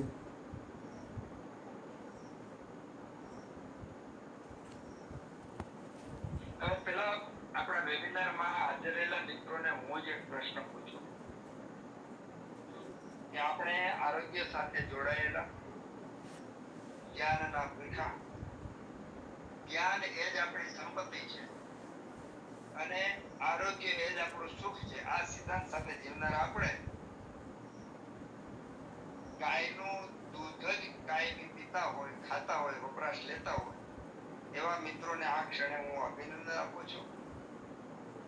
અને જે લોકો ગાયના ઘી દૂધ ન પીતા હોય, ન મેળવતા હોય, આ લોકોને પ્રશ્ન છે કે અમને મળતું નથી.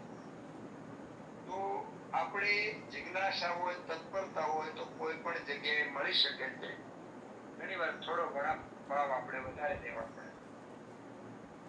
તો જે મિત્રો પેલા તો ગાયના ઘી દૂધ જ વાપરતા હોય, ખાતા હોય વર્ષો, એ મિત્રો કે ભાઈ અમે ગાયના ઘી દૂધ જ વાપરીએ, એટલે શું થાય કે મોટિવેશન થાય આપણને. અને જે લોકો ગાયના ઘી દૂધ ન ખાતા હોય તો એમને ખુદને પ્રેરણા મળે કે હવે અમારે પણ ગાયના ઘી ખાવા છે. તો હું પોતે જાહેર કરું છું કે છેલ્લા આમ તો આજીવન જ અમારા ઘરે નાનો તો ત્યારથી અમારે ગાય હતી, પણ કદાચ વચ્ચે હોસ્ટેલમાં રહેવાને, છાત્રાલયમાં, ગુરુકુળમાં રહેવાને કારણે 3-4 વર્ષ કે 5 વર્ષ ભેંસના ઘી દૂધ કદાચ આવ્યા હોય, બાકી આખી જિંદગી ગાયના ઘી દૂધ જ ખાધા છે.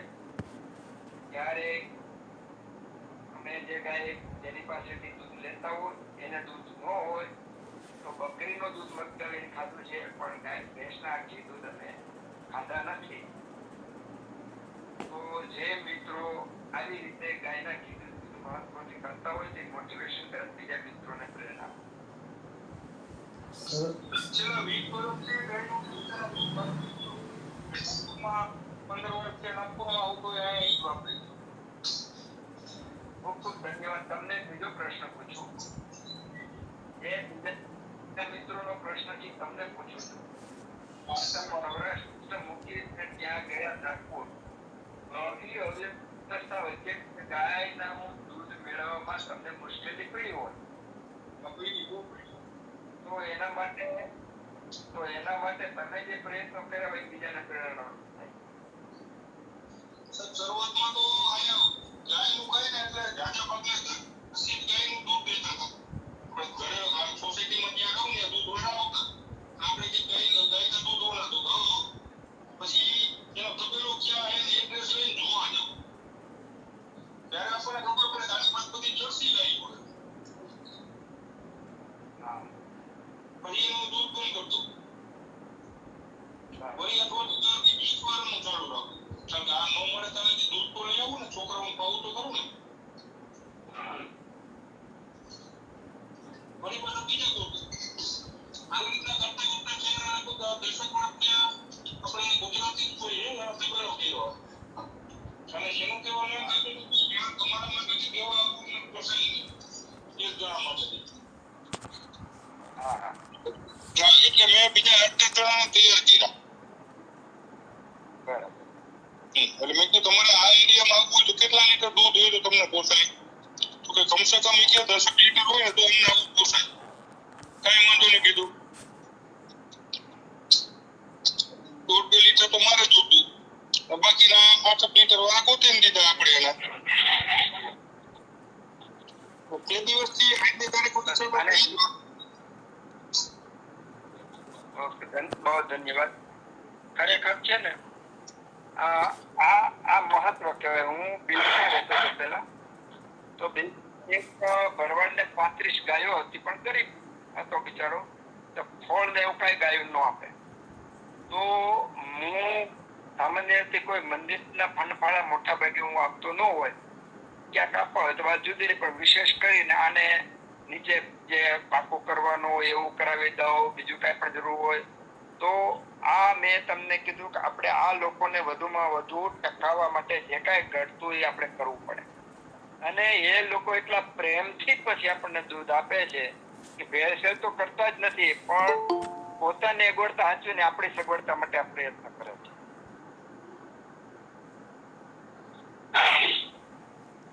બોલો પુરોહિત સાહેબ.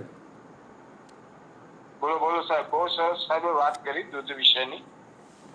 ફક્ત એક જ દૂધ નહીં, 8 પ્રકારના દૂધના ગુણધર્મ આપણને બધાને સમજાવ્યા. દૂધ છે ને એનું એક વ્યસન થઈ જતું હોય છે. જેમ અનિલભાઈએ નાગપુરમાં ગોત્યું તેમ હું જયારે આજથી 27 વર્ષ પહેલા અમદાવાદ આવ્યો, 1 વર્ષ 2 વર્ષ સુધી ટ્રાય કરી. ગાયનું દૂધ મળે પણ ગામડાની અંદર આપણી ઘરની ગાયોનું દૂધ ખાધેલું હોય એટલે અસંતોષ થતો હોય.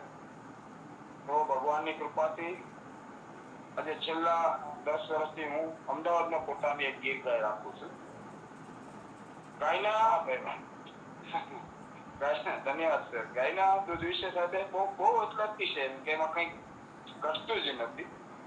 આપણા આયુર્વેદ શાસ્ત્રની અંદર જેટલા પાકો નિર્માણ કરેલા છે, અશ્વગંધાના પાક, શતાવરી પાક, પૌચા પાક, આમ્ર પાક બનાવવાનું કહ્યું છે, અદરકનો પાક, એરંડ પાક, આવા બધા જ પાકોની અંદર ઉત્તમમાં ઉત્તમ રિઝલ્ટ લેવા માટે આપણે ગાયનું ઘી વાપરવું બહુ જરૂરી હોય છે. ગર્ભાવસ્થાની અંદર જે માતા ગાયનું દૂધ શરૂઆતથી ખબર પડે કે સારા દિવસો નિર્માણ થયા છે ત્યારથી ગાયનું દૂધ અને ગાયનું ઘી સંપૂર્ણપણે આધ્યાત્મિક વિચારધારાની સાથે સવારે વધુ લેવાય તો વધુ સારું.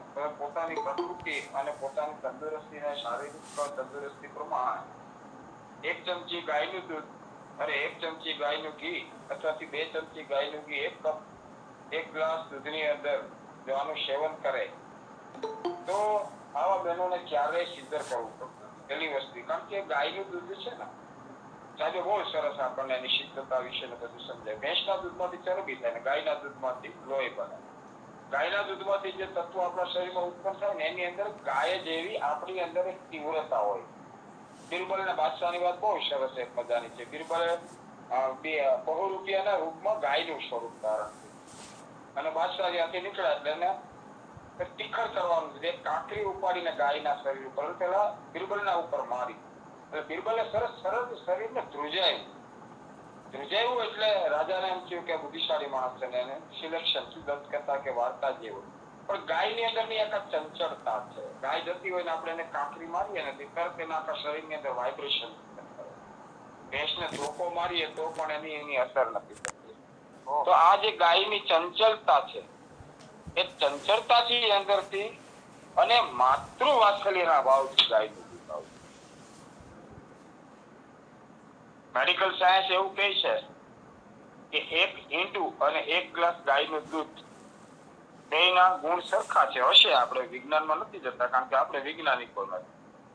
પણ ઈંડું છે એ ભોગ્ય જીવનમાંથી આવતું. સેક્સની અંદરથી ઈંડાનું ઉત્પન્ન થાય એટલે ઈંડાની અંદર ગાયના દૂધ જેટલા તત્વો હોય તો પણ એનું સેવન ના કરી શકાય, કારણ કે જેવા વિચારો એવું આચરણ થતું હોય. એનાથી માણસની અંદર ભોગ્ય જીવન નિર્માણ. જ્યારે ગાયનું દૂધ છે ને એ માતૃવાત્સલ્ય સાથે સંકળાયેલું.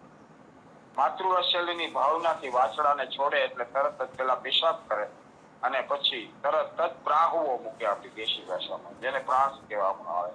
અને પુષ્કળ છેલ્લામાં છેલ્લા ટીપા સુધી ઘણી વખત મેં ઘણા ગૌશાળામાંથી મારી પર ફોન આવતા હોય છે કે સાહેબ ગાયના આંચળમાં લોહી આવવા મળે છે. તો છેલ્લું ટીપું દૂધનું પૂરું થાય ને તો પણ એક માતૃવાત્સલ્યના ભાવનાથી ગાય છે ને આપણને પોતાના શરીરનો તમામ નિચોડ કાઢી અને આપણને અર્પણ કરનારી એટલે આપણે એને માતા કહીએ. ચંચળ અને આજનો આઈક્યુ શબ્દ બહુ સરસ આપણે વાપરતા હોય છે.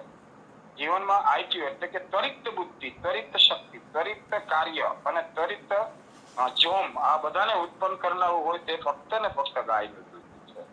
આપણે ઘણા લોકો ભેંસનું દૂધ વિશે વાતો કરતા હોય છે કે ભેંસનું દૂધ ખાવું અમુક જગ્યાએ જે તેની જરૂરિયાત પ્રમાણે ખાવું જોઈએ, ન ખાવું એવું નથી કહેતા. કારણ કે ગાયનું દૂધ ન મળતું હોય તો ભેંસનું દૂધને ઉત્તમ ગણવામાં આવ્યું છે, પણ ગાયના દૂધને અમૃત ગણવામાં આવ્યું.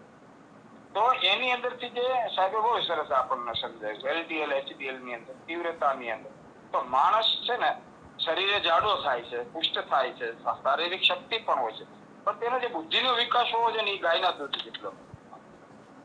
આટલું ઉત્તમ આપણું ગાયનું દૂધ છે. ગાયના ઘીમાંથી બનાવેલા પાક સાથે પણ બહુ સરસ ધ્રુતો વિશે વાત કરી, શતાવરી ધ્રુતની વાત કરી, ફલધ્રુતની વાત કરી. અનેક પ્રકારના ઘીમાંથી ધ્રુત ઉત્પન્ન થતા હોય છે. અને શિયાળાની અંદરના પાક પણ ગાયના ઘીમાંથી ઉત્પન્ન કરેલા, ગાયના ઘીમાંથી બનાવેલા પાક. તો કોઈ પણ પાક શાસ્ત્રને બનાવતા પહેલા પણ આયુર્વેદ એવું કહ્યું છે કે મોહનથાળ બનાવવો હોય તો ઘી અને દૂધનો એને ધ્રાબો દેવામાં આવે એટલે એની કણી પડે. અને જ્યારે મોહનથાળના લોટને શેકતા હોય એમાં પણ આપણે જો ગાયનું ઘી નાખી અને એની પછી ગાયનું દૂધ નાખી તો એ ગાયનું દૂધની આસ્તે આસ્તે આસ્તે બાષ્પીભવન થાય ને એમાંથી એક પ્રકારનો માવો ઉત્પન્ન થાય અને માવામાંથી પાછું ઘી છૂટતું હોય, જેને નેચરલ ઘી આપણે તત્કાલ ઘી ઉત્પન્ન થતું હોય. આવા બધા જ પાકમાં ગાયના ઘીને દવા તરીકે પણ ઉપયોગ કરવામાં આવે ને તો પણ બહુ સરસ આપણને એના ગુણો મળતા હોય છે. ધન્યવાદ. હજી કોઈ પણ ઘણું બધું પૂછવું હશે પછી. નમસ્તે સાહેબ. નમસ્કાર. બોલો બોલો. હા, હવે ગાયની વાત કરો ને, ગાયનું અમે ગયા મહિને 45 રૂપિયા લીટર દેતા હતા, 50 કર્યા ગીર ગાયનું દૂધ. તો 4 જણા બંધ થઈ ગયા. કે આટલું બધું મોંઘું લેવાય? અમારે અહીંયા અમદાવાદમાં 80 થી સ્ટાર્ટ થઈને 120 રૂપિયા સુધીનું અને અમારે ગોપાલભાઈ સુત્રિયાનું દૂધ બધાથી મોંઘું હોય છે, કારણ કે ફક્ત ને ફક્ત જીજવો, ગુંદરી એટલે જુવાર અને ઓર્ગેનિક કપાસિયા જેવા ખોળ અમને આપીને દૂધ, એના દૂધનું અને ઘીનો ભાવ પણ ઊંચો છે, પણ એની સામે એની કાળજી પણ એટલી છે. અને છતાંય મોટા શહેરની અંદર છે ને દૂધ લેવા વાળા પુષ્કળ લોકો, જેમ જેમ આવા વેબિનાર થાય છે, આદરણીય હમણાં નાકરાણી સાહેબે આપણને દૂધ વિશે સમજાવ્યું, તો જેટલા લોકોએ સાંભળ્યું છે અથવા તો જે લોકો લિંક દ્વારા સાંભળશે, આવા લોકોમાંથી પણ એકાદ વ્યક્તિને ગાયનું દૂધ, ગાયનું ઘી ખાવાની ઈચ્છા થાય. તો આવા જે ઋષિ મુનિ પ્રકરણને, ઋષિ સંવાદ જેવી વાતો કરીએ છીએ, એનાથી હજુ એના માટે થઈને ઇકોનોમિકલ લોકોની મેન્ટાલિટી નથી સુધરતી. ધોરાજીની અંદરના ડેરીમાં એમને 49 ને 51 ને 48 થાવે. વધારાનું દૂધ અમે ડેરીમાં આપી દઈએ તો 48, 49 ને 51 થી આવે. આપણે 50 કર્યા હતા તો એ લોકોને પોસાતું નહીં કે 40 રૂપિયા હોય કે એમ નહીં સાહેબ. પણ એમાં શું હોય, એમાં શું છે કે એ લોકોએ પાણીયુક્ત દૂધ ખાધું હોય અથવા જર્સીનું મિક્સ દૂધ ખાધું હોય, એટલે એવા લોકોને ઓરિજિનાલિટી ની ખબર. આપણી એક તેવી દેશી કહેવત છે કે ખાખરાની ખીલકોડી ને આંબાના રસની શું ખબર પડે. એટલે અહીંયા આ વાત બનતી હોય છે. અને એક આપણી મેન્ટાલિટી બની ગઈ છે કે ગાયનું દૂધ સસ્તું જ હોય, બકરીનું દૂધ એનાથી સસ્તું જ હોય, પણ એને જયારે ઉપચાર તરીકે લેવામાં આવે ત્યારે એનું કોઈ મૂલ્યાંકન હોતું જ નથી. અને ભારતીય સંસ્કૃતિ અને અત્યારના આપણી જે ગાયને સમજીએ છીએ ને, તો આપણે તો ગાયનું તો કોઈ મૂલ્યાંકન કરી શકવાની આપણે અસમર્થ છીએ સાહેબ. સાહેબ 40-45 રૂપિયા લીટર હતું ત્યારે એને પીધું તો એને બુદ્ધિ ના આવી કે બચાવ હોય તો પીવાય.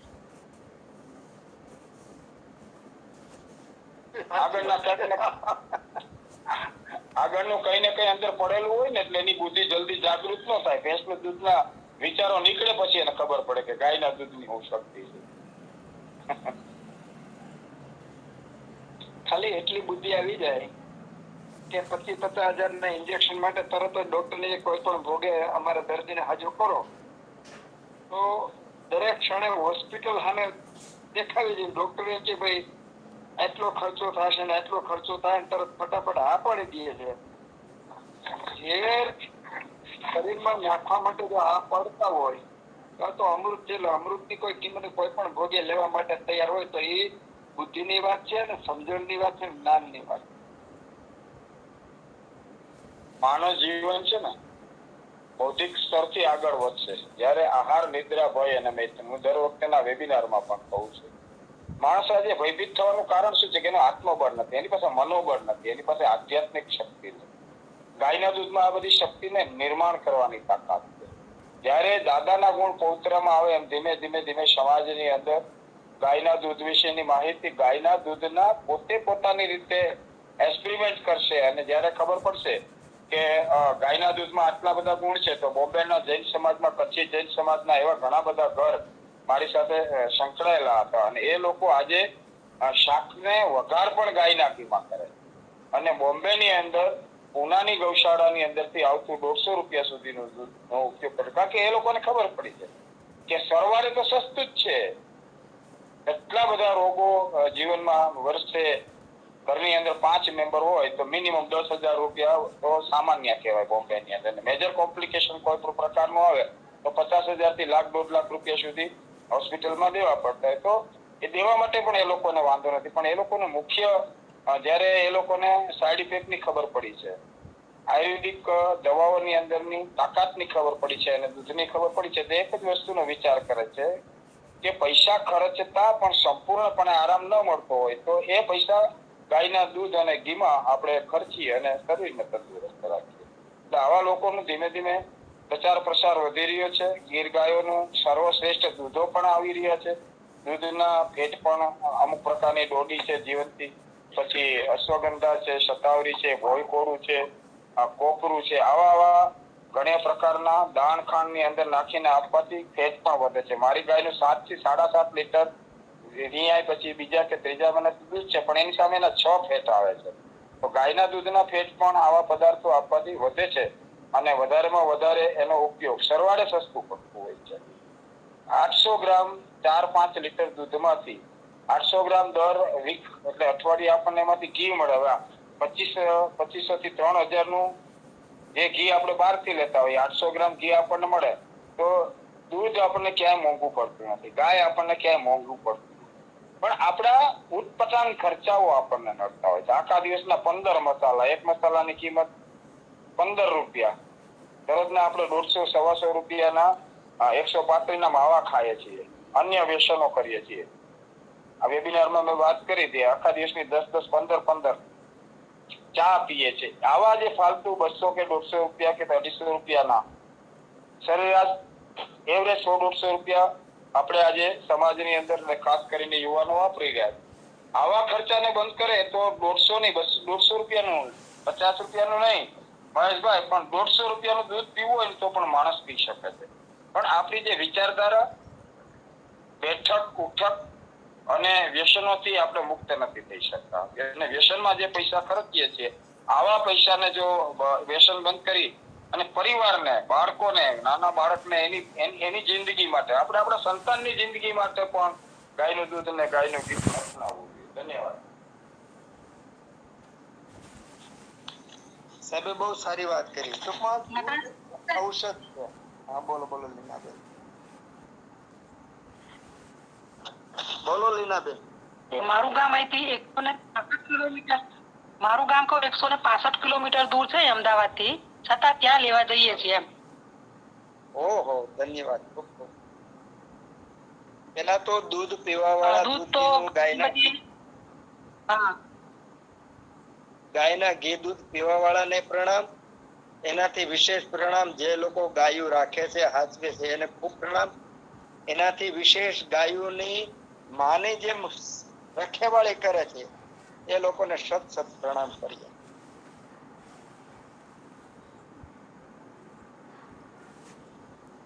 તો લીનાબેન, દરરોજ 2-3 દિવસે જાવ, કઈ રીતનું દૂધ લેવા જાવ?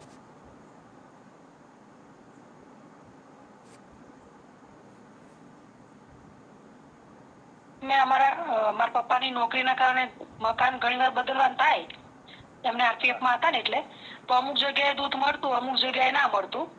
પણ ઘી લેવા તો અમે ગામડે જઈએ પહેલાથી જ.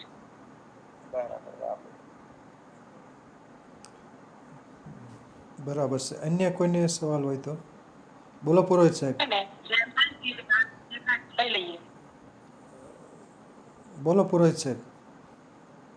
હા સાહેબ, પ્રશ્ન કોઈના હોય તો સરસ મજાનું આપણને સાહેબ સમજાવ્યું. ના, પ્રશ્ન તો આમાં કોઈના નથી. તો બકરીના ઘીના દૂધ ઘી વિશે થોડીક વાત કરો ને. હા નકરાણી સાહેબ, હા ગાયના બકરીના ઘી વિશે. હા, સામાન્ય રીતે જે યોનિમાંથી દૂધ આવ્યું હોય એ યોનિ જેવા દૂધમાં ગુણ હોય, અને એ બધા ગુણો સામૂહિક ઘીમાં આવે છે, પણ સૂક્ષ્મ રૂપે આવે છે. દાખલા તરીકે બકરી છે, એનો ગુણ આપણે એમાં આગળ વર્ણન કર્યું કે લઘુ એટલે હળવું છે, કષાય એટલે તુરા રસ વાળું છે, દીપની એટલે ભૂખ વધારે એવું છે, રક્તપિત્ત એટલે રક્ત અને પિત્તના રોગો મટાડે, રક્તપિત્ત મટાડે, ક્ષત એટલે કાંઈ પણ લાગ્યું હોય એમાં કામ કરે, ક્ષીણ નબળાઈમાં દૂર કરે, અને ક્ષય એટલે ટીબી, આ બધા રોગો મટાડે બકરીનું દૂધ. બકરીનું ઘી છે એ જ રીતનું પચવામાં હળવું પણ તીવ્ર બુદ્ધિ કરનાર, કારણ કે જે થોડું વાયુ સાથેનું હોય એટલે પૂરેપૂરા શરીરની અંદર પ્રસરી જાય અને સ્ત્રોતોનું સારામાં સારું શોધન કરી શકે. શરીરની અંદર માની લો કે કોઈને ઝાડા થઈ રહેતા હોય, કાયમી ઝાડા રહેતા હોય, એના માટે ગાયનું દૂધ તો આપણને છે જ, પણ એના કરતા વિશેષ ઉત્તમ અતિસારની અંદર બકરીનું દૂધ છે. અને બકરીનું દૂધ જેની પાચન શક્તિ નબળી હોય, શરીરનો જેને ગુરુતા એટલે કે શરીરમાં હાલો ચાલો ઓછો કરવો થતો હોય, એ લોકો જે છે એમણે બકરીના ઘી અને દૂધ ખાવા જોઈએ. બકરીનું ઘી સામાન્ય રીતે આપણે 40 લીટર દૂધ હોય ત્યારે 1 કિલો ઘી બકરીના દૂધમાંથી બને, કારણ કે બકરીના દૂધમાં 2 થી 3 વધુ 2 થી 3 ફેટની આસપાસ હોય છે, અને એ ફરતા ફરતા બકરા માટે, જે બાંધેલા બકરા હોય એનું થોડું અડધો પેટ વધારે હોય. એટલે જેનું ચરબી ઓગાળવી હોય, વજન ઘટાડવું હોય, યાદ શક્તિ વધારવી હોય, આવા રોગો માટે ખાસ બકરીનું દૂધ વાપરવાનું. હા, બીજું ખાસ જેને માનસિક કાર્ય વધારે, શારીરિક કાર્ય, માનસિક કાર્ય સાથે શારીરિક કાર્ય વધારે કરવું હોય એના માટે, કારણ કે ચંચળતા વધે એના. આમ તો બકરીનું દૂધ પાતું હોય છે, પણ ઊંટ મેલે આંકડો અને બકરી મેલે કાંકરો, એટલે ઘણી બધી વનસ્પતિઓ બકરી ચરતી હોય છે. એટલે મિનરલ્સથી ભરપૂર હોય, એટલે મિનરલ્સ, ખનિજ તત્વો અને અલગ અલગ વનસ્પતિઓના જે ગુણધર્મોથી ભરપૂર થઈ જતું હોય બકરીનું દૂધ, પાતું હોય છે. હા, બરાબર. હા, અને ટીબી પણ. હા સાહેબ. હા, બોલો બોલો સાહેબ.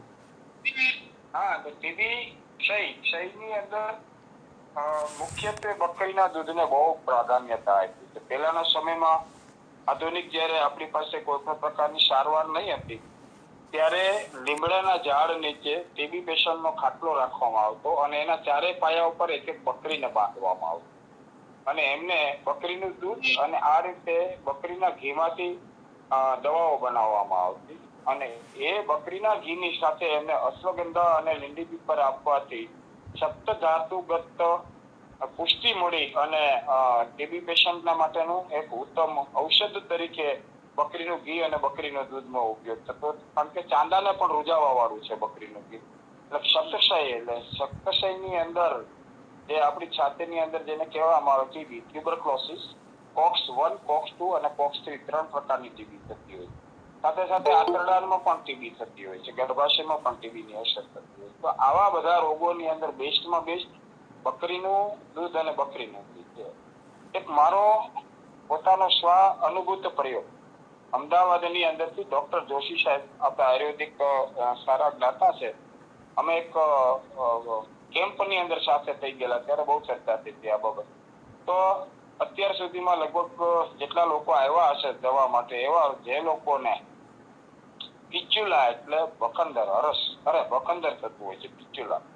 આ ફિચ્યુલાની અંદર સવાર સાંજ 2 લવિંગ, શરૂઆત અડધા લવિંગથી કરવી, પછી 1, પછી 1.5 અને પછી 2 લવિંગ અથવા તો એક લવિંગ સવાર સાંજ, પછી સવાર સાંજ 2 લવિંગ બકરીના દૂધની સાથે 2 મહિના કે 2.5 મહિના સેવન કરવામાં આવે તો બગંદર એટલે કે ફિચ્યુલાનો સંપૂર્ણપણે રોજ લાવવા વાળું એટલે બકરીનું દૂધ છે, લવિંગની સાથે લેવાય. બહુ સારો પ્રયોગ બતાવ્યો સાહેબ. ખરેખર તો આ બધા જે આપણા ખોરાક છે એ ઔષધ છે. ખોરાક છે એ ઔષધ છે એવું પ્રતિપાદિત થવું જોઈએ અને આપણને વિશ્વાસ આવવો જોઈએ. એટલા માટે આપણે આપણા આવા અનુભૂત પ્રયોગો આપીએ તો કોઈ પણ પ્રકારની દવા વગર આવા આહારથી જ આપણે રોગો દૂર કરી શકીએ. ધન્યવાદ સર, બહુ સરસ વાત કરી આપણે. અત્યારે પિત્તવૃદ્ધિના વિદગ્ધાજીર્ણ જે બધા દર્દીઓ આવે છે એને એકલા દૂધથી જ આપણે મટાડી શકીએ છીએ. અતિસારના, પછી રક્ત અતિસારના, પછી અલ્સરેટિવ કોલાઇટિસ. અલ્સરેટિવ કોલાઇટિસમાં ડોક્ટરો દૂધ ખાવાની બિલકુલ મનાઈ કરી દે છે, પણ જ્યારે આપણે પિત્તવૃદ્ધિ, પિત્ત પ્રકોપ ને એવું જોઈએ અને એનો પ્રયોગ કરીશ તો બહુ સારામાં સારા રિઝલ્ટ આવે. પછી પિત્ત અને દહીં ખાવાની સલાહ આપે છે. તો જ્યાં સુધી દવા ચાલુ હોય ત્યાં સુધી સારું, હોય પછી પાછું તરત બ્લીડિંગ ખૂબ થાય છે. ખૂબ થવાનું કારણ દહીં છે. જ્યારે આપણે આયુર્વેદમાં વાયુ પિત્ત પ્રમાણે જોઈએ તો કફ છે, દહીં છે, એ પિત્તનો પ્રકોપ કરનાર ને વિદગ્ધ કરનાર છે. આપણે બંધ કરાવી અને દૂધને ઘી ઉપર લઈએ છીએ, દૂધ ઉપર તો ધીમે ધીમે રિઝલ્ટ મળવા માંડે.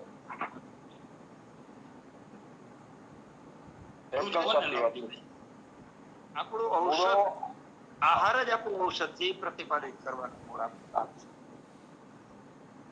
જનરલ શારીરિક તંદુરસ્ત માણસને પણ રાત્રે દહીં ખાવાનું આપણા શાસ્ત્રએ ના પાડી છે. મૂળો, મોગરી ને દહીં બપોર પછી નહીં. તો સંગ્રહણીના પેશન્ટને ક્યારે ડાયજેસ્ટ થાય? અત્યારના ડોક્ટરો અત્યારના જે જ્ઞાન છે ને એ લેક્ટિક બેક્ટેરિયા સાથે કનેક્ટેડ છે સાહેબ. લેક્ટિક એસિડ અને લેક્ટિક બેક્ટેરિયા દહીંમાંથી મળે એટલે એ લોકોનું એવું સિદ્ધાંત છે કે લેક્ટિક બેક્ટેરિયા જ રોગ પ્રતિકાર શક્તિ વધારી અને રોગને મૂળમાંથી કાઢે. દહીંના ધર્મગુણ શું છે કે દૂધના ધર્મગુણ શું છે એનો સબ્જેક્ટ નથી. પણ એક વસ્તુ તો જે આપણે વાત કરીને અત્યારના 80% ડોક્ટરો એલોપેથિક જે પ્રેક્ટિસ કરતા હોય છે આવા લોકો ખાસ કરીને દહીં અને છાશ ખાવા માટે વધારે ભાર મૂકતા હોય છે. અને બોમ્બેના ડોક્ટરો તો 70% લોકોને દૂધ ખાવાની ના પાડે છે. કારણ કે એના જે એવું બતાવવા છે કે કોઈ પણ એલર્જી કે પ્રોબ્લેમ થવામાં દૂધ જ જવાબદાર હોય છે અને દૂધની અંદરથી તાત્કાલિક જંતુ શરીરમાં ઉત્પન્ન થાય છે. એલર્જીના તમામ પેશન્ટને બોમ્બેમાં દૂધ બંધ કરાવે છે બોમ્બેના ડોક્ટરો જે હશે તે. જ્યારે આયુર્વેદ એનાથી વિરુદ્ધ છે. અનુપાન પરત્વે ઘણી બધી દવાઓ દૂધની સાથે લેવાથી એ જ સાઇનસ છે, શરદી છે, એસ્થેમેટિક બ્રોન્કાઇટિસ છે એની અંદર દૂધ જ કામ હોય. બહુ સારી વાત કરી સાહેબ. તમે વાત કરી ને એ ટાઈપનું એક દર્દી હમણાં મારે આવ્યું હતું અને એને બધા ટેસ્ટ કરાવ્યા હતા એલર્જી. એમાં દૂધ એના એલર્જીમાં આવ્યું. ડોક્ટર એને દૂધ બંધ કરાવી દીધું. અને આપણે વર્ધમાન પીપળીનો પ્રયોગ કર્યો. વર્ધમાન પીપળીના પ્રયોગની સાથે મેં દૂધ આપ્યું. 15 દિવસમાં એની એલર્જી બધું મટી ગયું. અને ત્યાર પછી ફરીવાર પાછો મેં વર્ધમાન સૂંઠનો પ્રયોગ કર્યો. હું અલગ અલગ વર્ધમાનનો પ્રયોગ કરું. વર્ધમાન હરડે છે, વર્ધમાન હળદર છે, વર્ધમાન સૂંઠ છે, વર્ધમાન પીપળી, અલગ અલગ પ્રયોગ કરતો હોય. ત્યાર પછી મેં વર્ધમાન સૂંઠનો પ્રયોગ કર્યો. ત્યાર પછી એ દર્દી કાયમ માટે દૂધ ને ઘી ખાવા માંડ્યા. એલર્જી નામનું કઈ તત્વ જ નથી. એકદમ સાચી વાત છે સાહેબ. પણ હવે આ સમજણ રિપોર્ટમાં દૂધની એલર્જી હતી છતાંય આપણે બીજે દિવસે દૂધ સાથે લીંડી પીપર આપવાનું ચાલુ કર્યું. અનુપાન થયું ને, લીંડી પીપર એનું અનુપાન થયું. એટલે લીંડી પીપરની ઉષ્ણતા એના એલર્જીકલ બેક્ટેરિયાનો પણ નાશ કરી શકે. કારણ કે લીંડી પીપર છે એ પેરાપ્લેજિયા સાથે પણ સંકળાયેલું છે. આપણે તો સાહેબ અગ્નિ ઉપર કામ કર્યું. મૂળ વાત એ છે કે આપણે અગ્નિ ઉપર કામ. બરાબર છે.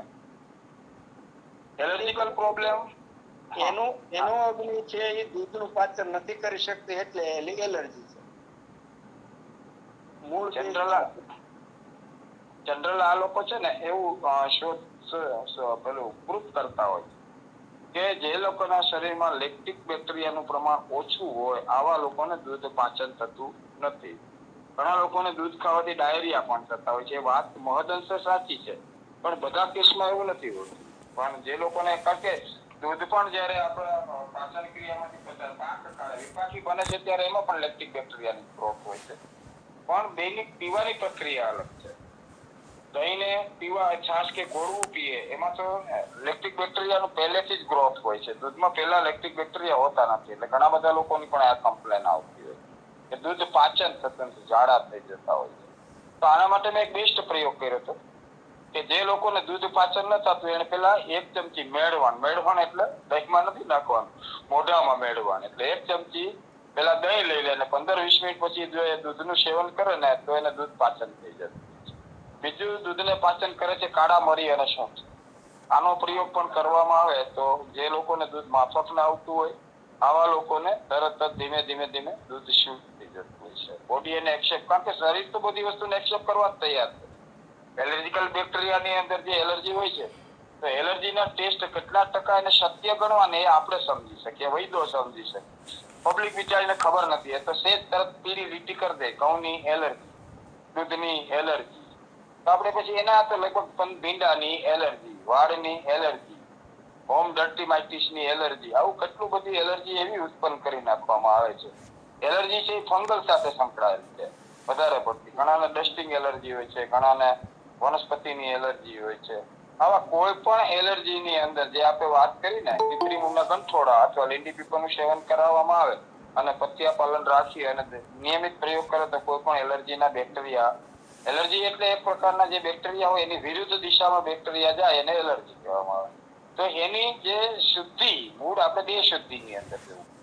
એની બે શુદ્ધિ થઈ ગઈ. એના એલર્જીની શુદ્ધિ થાય એટલે બેક્ટેરિયા છે એ સમાન અવસ્થામાં આવે અને માણસની એલર્જી જતી રહેતી હોય છે. લીંડી પીપર, ગંઠોડા, કાળા મરી, દૂધ, કાળા મરીમાં દહીં અને સેજ ગોળ નાખીને આપવામાં આવે તો પણ એલર્જીકલ જે લોકોના ટેસ્ટ આવતા હોય એમાં પણ બહુ સરસ રિઝલ્ટ મળતું હોય છે.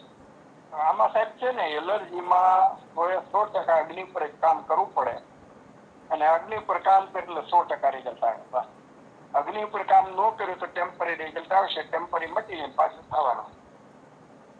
દૂધ કોને ન પીવાય? દૂધ કોને ન પીવાય? વાહ ભાઈ વાહ.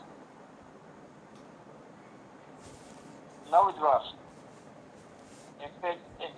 જેને નવો તાવ આવ્યો છે એમણે, પછી અજીર્ણ વધારે પડતું અજીર્ણ હોય એ લોકોને, નવજ્વરી, અજીર્ણ, બહુ યાદ નથી સાહેબ, બોલો છો. બહુ સરસ મજાનો પ્રશ્ન છે. દૂધની કોને ના પીવું? તો સાહેબે આપણે જે વાત કરી અગ્નિમાંદ, પછી અજીર્ણની અંદર, અને ખાસ કરીને જે લોકોને બચપણમાં જે લોકોને કૃમિ થયેલા હોય અથવા તો બચપણમાં જે લોકોને મરડો થયો હોય આવા લોકોને પણ જલ્દી દૂધ પાચન નથી થતું. અને જે લોકોને વાતાદી દોષોથી સંગ્રહણી થયેલી હોય આવા લોકોને પણ દૂધ લીધા પછી આંતરડામાં પ્રોબ્લેમ થતો હોય છે, ઝાડા થતા હોય છે અથવા પેટમાં દુખાવો થતો હોય છે. કુષ્ઠરોગમાં લેવાય દૂધ? કુષ્ઠરોગમાં દૂધ લઈ શકાય, કારણ કે કુષ્ઠરોગ થવા માટેનું જ કારણ જ દૂધ અને ઘીનો આપણી જે ઓછું થયું, આપણા દેશની અંદરથી દૂધ અને ઘી ઓછું થયા પછી જ કુષ્ઠરોગો નિર્માણ થયું છે. આવું આર્યભિષેકની અંદર લખેલું છે. એટલે ઘી અને દૂધ પણ હાજી બોલો. એના નિદાનમાં લખ્યું છે તિલક ક્ષીર ઉદાસી નામ, ક્ષીરથી દૂધથી કુષ્ઠરોગ થાય એવું લખ્યું છે. વસ્તુમાં સમાયેલી છે. કુષ્ઠરોગ થાય છે ને કુષ્ઠરોગ મટી શકે છે. બે વસ્તુનું નિર્માણ છે. એવી રીતે એલચી છે તો જે લોકો રાત્રે એલચીનું સેવન કરતા હોય તો જૂની એલચીની અંદર પણ એક પ્રકારના કીટક અંદર ઉત્પન્ન થયેલા હોય અને આવી એલચી ખાવાથી પણ કુષ્ઠરોગ થતા હોય છે. તો એને હિસાબે એલચીને છોડી નથી શકાતી, પણ એના ગુણધર્મ એને નવી લેવી અને બપોર પછી એલચીનું સેવન ના કરવું, તો એના નિયમો પ્રમાણે એનું સેવન કરવું. રસડકા જેને આવતા હોય, હાઇપર એસિડિટી હોય, આધમાન વાયુ થતો હોય અને આપણે હાઇટલ હર્નિયામાં છે ને આંતરડાનો એક છેડો ઉપરના આપણા વાલને દબાવતો હોય એટલે રાતના કચડકા આવતા હોય આવા લોકોને દૂધ અથવા તો દૂધની જગ્યાએ બીજા ઘણા બધા પ્રકારના પદાર્થો લેવાથી કુષ્ઠરોગ થાય છે અને કોઢ, સર્વિત્ર કોઢ પણ નીકળતો હોય છે. સાહેબ કઈ કહે છે નાકરાણી સાહેબ? બોલો. આ કુષ્ઠરોગના દૂધ નહીં આપી શકાય.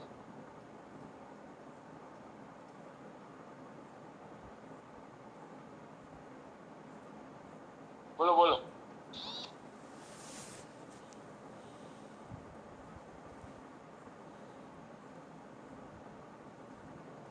હવે ઘટતું મેહુલભાઈ તમે પૂરું કરો.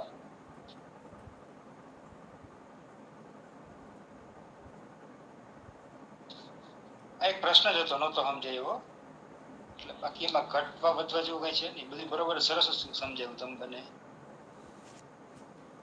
ના, સાચી વાત છે સાહેબ. બહુ સરસ હતો આપનો પ્રશ્ન. અને હું તો કુષ્ઠરોગની અંદર પ્રત્યાપાલનની અંદર ખાસ એમને ખીર આપવાનું કહું છું, કારણ કે જ્યારે કુષ્ઠરોગ એટલે કે જેની સર્વિત્ર કુષ્ઠ હોય, કુષ્ઠના 18 પ્રકાર છે પણ અત્યારે આ પ્રકારની સફેદ કોઢની અંદર હું દૂધ આપું છું પણ ખીર સ્વરૂપે આપું છું. એમને બપોરે ખાલી ખીર ખાવાની, બધા જ પ્રકારના સ્વાદ એટલે ફીકો આહાર લેવાનો હોય છે. ત્યારે ખીચડી પણ સાંજે મોડી આપવાની હોય છે, પણ એ મોડી તાંદળિયાની ભાજીની સાથે આપું છું અને બપોરે ખીર, સવારે એને એક કેળું અને એની અંદર ઘી સાકર નાખીને આપું છું. જેના કારણે કુષ્ઠરોગ એટલે કે ખાસ કરીને સફેદ ડાઘની અંદર જે રિઝલ્ટ આપણને 4-6 મહિને મળતું હોય એ બહુ જલ્દી મળતું હોય છે. મેડિસિન પરંતુ એની અંદર બાકુચી ઘનવટી, ગળો ઘનવટી, મહામજિષ્ટાદી ઘનવટી અને આપણું ગંધક રસાયણ આપું છું. તો આ આટલી વનસ્પતિની સાથે આ રીતનું દૂધનું સેવન કરવામાં આવે તો પણ જલ્દી કુષ્ઠરોગોનો નાશ થતો હોય, જેમાં ખાસ કરીને સફેદ કોટ. બાકીનું નાકરાણી સાહેબ કંઈક કહે છે, આપણે સાંભળીએ એટલે. એ તો સાહેબ ન અપાય. કેળું અને દૂધ ની, કેમ કે એના જે નિદાન છે ને વિરોધી એના પાનાનીમાં દ્રવ સ્નિગ્ધ ગુરુણી છે, સ્નિગ્ધ અને ગુરુ.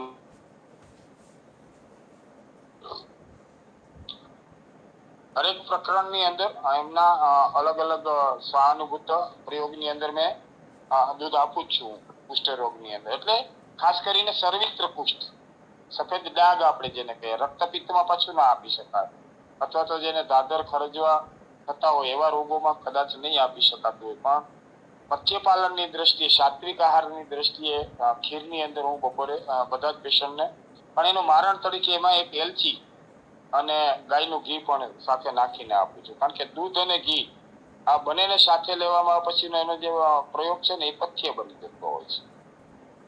ધન્યવાદ.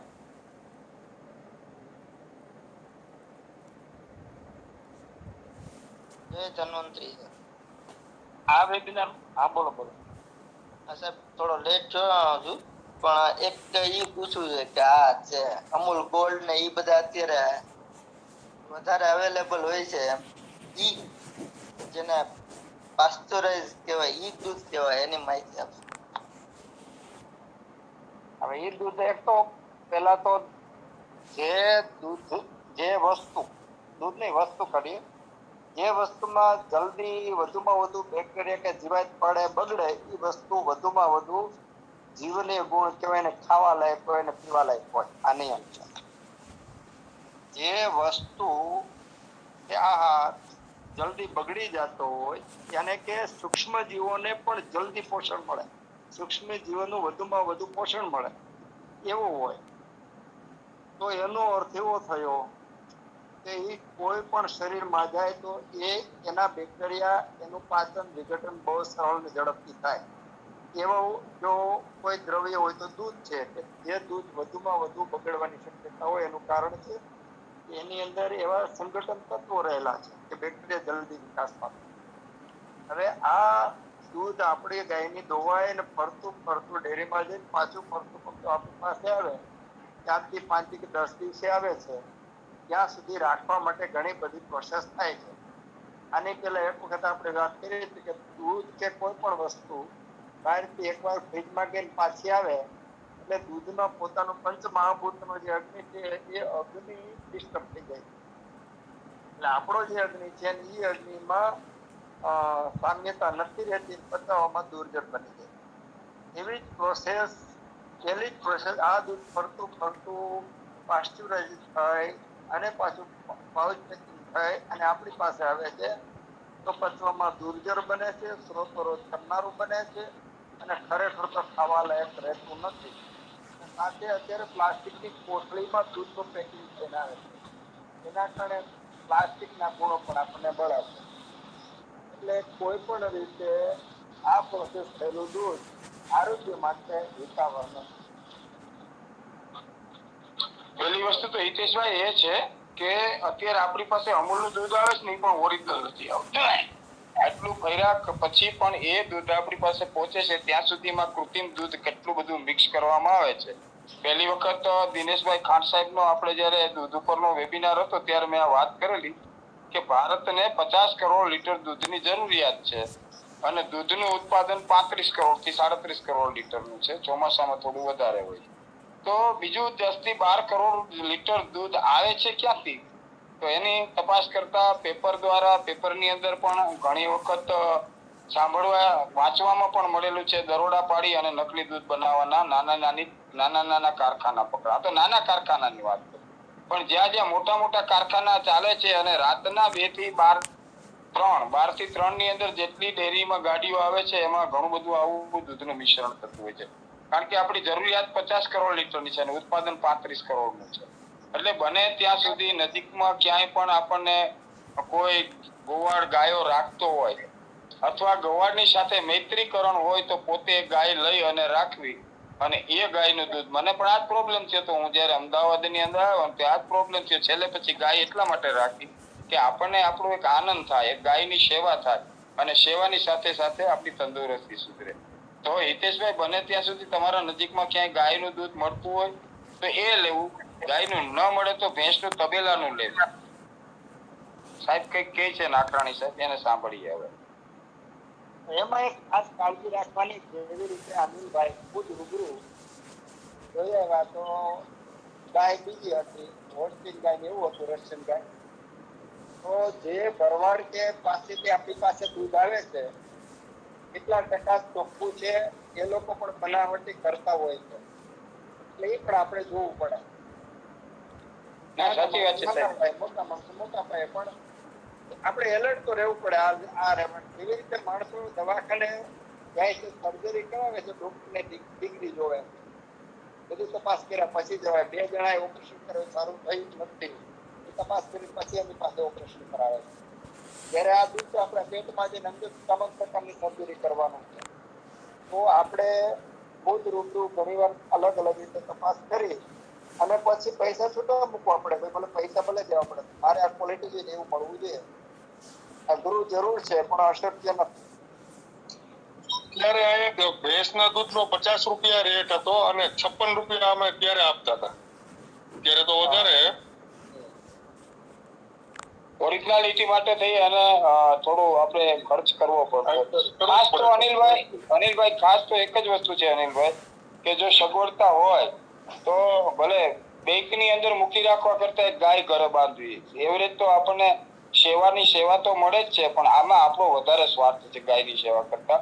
પણ ગાયની સેવા કરતા જો માણસ પોતે ગાયને વસાવે અથવા તો કોઈ એનો ગૌપાલક મિત્ર હોય ત્યાં ગાય રાખે. હું મારી ગાય મારી રીતે ઘરે નથી રાખતો, ગૌપાલક છે, આજે 20 વર્ષથી એની હારે સંબંધ છે, હું એના દવાના પૈસા નથી લેતો, ગાયને હાચવે છે. બાકી તો બધું ગાયનું ખાંડ દાણ એનું જે કંઈ હોય એ બધું જ એમને આપું છું. પણ આવી પ્રક્રિયા કરવામાં આવે ને તો જ આપણને ચોખ્ખું દૂધ મળે. નાકરાણી સાહેબે કહ્યું ને કે છૂટું દૂધ લઈએ તો પણ એમાં શંકા છે જ. તો એના માટેનો બેસ્ટ વે એટલે નજીકમાં ક્યાંય ગાયને આપણે રાખીને પાડવી. હમણાં એક SMS ટેક્સ આ લોકોને મારા ઘરનાને સમજાવવાનું લખ્યું હતું. મેરેજ થઈને આવ્યા ને તો ભાઈ ગાયનું દૂધ જ આવશે ઘરમાં, નકર આવશે જ નહીં કીધું તું. બરાબર છે. હમણાં છે ને ટેક્સ મેસેજ આવ્યો હતો અનિલભાઈ, એક જ મિનિટ, કે આપણે જયારે ગાય વ્યાય કે ભેંસ વ્યાય તો એની બરી ખાવી કે નહીં, અથવા તો ઘણા લોકો ખીરું પીતા હોય તો પીવાય છે નહીં, એવો નાકરાણી સાહેબને એને પ્રશ્ન કર્યો છે. તો સાહેબ આપણને એનું વિસ્તૃતીકરણ કરશે કે બરી ખાઈ શકાય, એવું ખીરું પી શકાય કે નહીં, એના વિશે વાતો કરશે. હવે આપણને જે તાજી વિયાણેલી ગાય છે એનું દૂધ ત્રિદોષ કરનારું અને ગુરુ અતિ ગુરુ છે, પચવામાં બહુ ભારે છે. આપણે સૌરાષ્ટ્રની અંદર સામાન્ય રીતે બળી કરી અને એનો ઉપયોગ કરીએ છીએ. બળી કર્યા પછી પ્રોસેસ કરીએ છીએ અને એ ખાઈએ છીએ, પણ એ અલ્પ માત્રામાં ખાઈ. જો વધારે ખાઈ તો પચવામાં દોરી છે, બહુ ભારે પડે. અને એની છે ને અત્યારે ઘણા બધા એક કેપ્સ્યુલ ને બધું બનાવે છે પાવડર ને ડ્રાય કરીને, એના રિઝલ્ટ પણ ઘણા છે, પણ એની માત્રા બહુ અલ્પ આપવી પડે. સાચી વાત છે સાહેબ, કેન્સરમાં વપરાય રહ્યું અત્યારે. હા, એમાંથી ઓમેગા 3 નામનું તત્વ જાહેર કર્યું છે ખીરાની અંદર, અને એ કેન્સરની અંદર એની કેપ્સ્યુલ બનાવીને પણ વાપરવામાં આવે છે. સાહેબે બહુ સરસ વાત કરી કે સિદ્ધ, અને એમાં અત્યારે લગભગ 18 જેવા ફેટ હોય છે, એટલે ખીરું પાચન નથી થતું. તો જે લોકોને રતાંતરાપણાની સારામાં સારી દવા છે. હા, રતાંતરાપણાની જ વાત કરું છું અનિલભાઈ, હું એ જ વાત કરવા જાઉં છું કે જે લોકોને રાતઅંધરાનો પ્રયોગ મેં કરેલો છે, મેં પોતે ખીરું ખૂબ પીધેલું, પણ એના માટે તમારી શારીરિક તંદુરસ્તી હોવી જોઈએ. અમારા ગામમાં જયારે હું વતનમાં જતો ને પ્રેક્ટિસ કરતો બહાર, પણ ત્યાં જતો ગામમાં બધાને ખબર હોય કે ભાઈ આવ્યા છે ને એ ખીરું પીવે છે. કોઈને ત્યાં ગાય વ્યાય ને તો 1 લોટો ખીરું આપી જાય. પછી હું ફાધરનું જે દવાખાનું હતું, કારણ કે અમારે તો ખાનદાની છે, એટલે ફાધરની દવાખાનાની જગ્યા નાની હતી, એમાં જઈ અને 10-15 બેઠક અને 10-15 દંડ પીવું.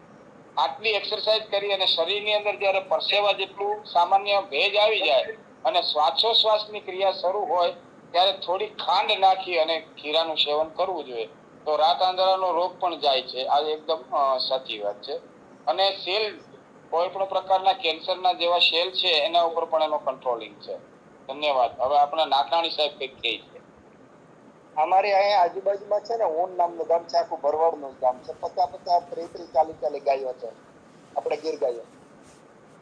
એ લોકોને ખબર છે કે ખીરું નાકરાણી સાહેબ થાય છે, એટલે ગાય વીએ એટલે મારી ત્યાં એક બે લોટા ખીરું આવી જાય, એની બળી કરી અને અમે ખાઈએ. હા, પણ સાચી વાત છે. પચવામાં ભારે છે એટલે થોડી માત્રામાં ધ્યાન રાખવું પડે. પચવામાં બહુ ભારે. એકદમ સાચી વાત છે. કસરત કરીને ખાવું જોઈએ. સાહેબ અર્જુન ક્ષીરપાક બનાવીએ ઈ કોલેસ્ટ્રોલમાં કંઈક પરિણામ સારું આપે છે કે કોલેસ્ટ્રોલમાં ન આપે? હા, કોલેસ્ટ્રોલમાં અર્જુન પાક લઈ શકાય છે, પણ અર્જુન છે ને પોતે વાતુલ પણ છે થોડું, એટલે સમજણપૂર્વક લેવું. વાત પ્રકૃતિ વાળા હોય તો એમાં વાતનાશક પદાર્થો અર્જુન છાલની અંદર નાખવા જોઈએ, કારણ કે અર્જુન છાલ છે ને એની અંદર 33% કેલ્શિયમ કાર્બોનેટ છે અને 17% ટેનિન રહેલું છે. ખરેખર તો અર્જુન છે એ અસ્થિ સંધાનકારક છે. હૃદય રોગની અંદર એનો જે પ્રયોગ છે, જેમાં આપણે હમણાં વાત થઈ ને કે ભાઈ કુષ્ઠરોગમાં દૂધ ના અપાય, પણ મેં મારી રીતે એક એક્સપેરિમેન્ટ કર્યું. એમ હકીકતમાં આપણે અત્યારે જે અર્જુન છાલને હૃદય રોગ માટે લઈ રહ્યા છે, તો એ મૂળ અને વનસ્પતિ છે ને હાડકાના રોગોમાં અને પાણીને સ્થિર કરવા વાળી, જે લોકોને પાણી અસ્થિર થતું હોય ને, એક મેં આની પહેલા એક બહુ સરસ વાત કરી હતી. આપણા ગ્રુપમાં જ છે અશોકભાઈ, વીટીવી ના પેલા એન્કર હતા, એમના ભાઈના દીકરાની વહુને પાણી ઘટી ગયું હતું ગર્ભાશયની અંદર. ડોક્ટરે કીધું કે આ બાળકને સીઝર કરી અને 1 મહિનો 2 મહિના સુધી એનો ગ્લાસ બેગની અંદર ડેવલપમેન્ટ કરવું પડશે. 2-4 જગ્યાએથી એમને વાત મળી, એટલે પછી મારી પાસે આવેલા. પછી અમે એને પ્રયોગની અંદર મેં એ જ આપ્યું હતું. પુનર્નવા છે એ પાણીને બહાર કાઢવા વાળું છે, પણ અર્જુનની છાલની સાથે જો પુનર્નવાને આપવામાં આવે અને સાથે અશ્વગંધા આપવામાં આવે તો એનું બેસ્ટ રિઝલ્ટ મળ્યું. 8મે દિવસે ચેક કર્યું તો જે લેવલ 7 ની આજુબાજુ પહોંચેલું હતું એ 15 સુધી પહોંચ્યું. 22 એની લાસ્ટ રેન્જ હોય છે, તો 15 થી 7 એની રેન્જ આવી ગઈ. 2 મહિના પછી એને નોર્મલ ડિલિવરી. તો અર્જુન છાલની અંદર બીજા પણ ઘણા બધા ગુણ છે. સંગ્રાહક છે, પાણીને ગ્રહણ કરવા વાળું છે અને અસ્થિ સંધાન કરવા વાળું છે. એની અંદર આ જે ટેનિન અને કેલ્શિયમ કાર્બોનેટના હિસાબે હૃદયની દિવાલોને મજબૂત બનાવવાનું કામ કરે. હૃદયની દિવાલો નિર્માલ્ય થાય પછી જ આપણને એટેક આવતો હોય, તો અર્જુન છાલનો ધ્રુપનો ઉપયોગ કરી શકાય. ધન્યવાદ. એમને પાણીમાં લેવાનું કે ક્ષીરપાક કરીને લેવાનું? એ રીતે લઈ શકાય. જે લોકોની વાત પ્રકૃતિ હોય એને ગોળ નાખીને આપવું જોઈએ, પિત્ત પ્રકૃતિ વાળાને સાકર નાખીને આપવું જોઈએ, અને કફ પ્રકૃતિ વાળાને મધ નાખીને ઉકાળો બનાવીને પણ લઈ શકાય અને એમને પણ એની સાથે લઈ જાય. અને ક્ષીરપાક બનાવીએ તો પછી એમાં કઈ જોવા પણ નથી રહેતું સાહેબ. પણ ક્ષીરપાકના એના ઘણા બધા દ્રવ્ય હોય છે, મારે મોઢે યાદ નથી, આપને મોકલી આપીશ. ને મેહુલભાઈ, બીજું એક આપનું કામ હતું, શનિ રવિમાં આપણો અહીંયા વેબિનાર છે. અહીંયા આપણે તમે મને ગુરુકુલનું કંઈક મૂકેલું હતું અમદાવાદ ખાતે. અમદાવાદ ગુરુકુલમાં મેહુલભાઈ સંસ્કૃતિ, મેહુલભાઈ આચાર્ય. હા હા હા, એવું નહીં, મેહુલભાઈ સંઘાણી. અચ્છા, મેહુલભાઈ આચાર્ય. હા, ઓકે ઓકે, સોરી. હવે આપણે કંઈક નાકરાણી સાહેબ કહે છે. બોલો બોલો નાકરાણી સાહેબ. ફોરેન ની અંદર એ કોન્સેપ્ટ બહુ અત્યારે હાલી રહ્યો હે. પ્રાણિક પદાર્થોનો બહિષ્કાર, જેને કહેવાય વેગન. દૂધ, ઘી, મીઠાઈ, આ બધું એક નવું હાલી રહ્યું, આખું કલ્ચર ને સોસાયટી ઊભી થઈ રહી છે વેગન. જી, આ સોયા હે, મગફળી હે, ટોપરાણું હે. તમે બહુ સરસ મહત્વની, હા અનિલભાઈ, તમે બહુ સરસ વાત કરી કે ફોરેનની અંદર આનો બહિષ્કાર એટલા માટે થાય છે કે આપણા પેલા એમબીબીએસ નો કોર્સ કરવા માટે આપણા ડોક્ટરો પણ બધા બહાર ફોરેનમાં જતા હતા. હવે ત્યાંની વાતાવરણ, દેશ, કાલ, ઋતુ અને વય પ્રમાણે વધારે પડતા જે ઠંડા દેશો છે અને ત્યાં આ જર્સી ગાય, એચએફ ગાયનું જ દૂધ મળે છે. અમુક જગ્યાએ ભૂંડનું પણ દૂધનો ઉપયોગ થાય છે. ચીનમાં યાકના દૂધનો પણ ઉપયોગ થતો હોય છે. આ બધા સિદ્ધ આહારો અને ફેટી હોવાને કારણે ત્યાં અનેક રોગોને ઉત્પન્ન કરવા વાળા છે.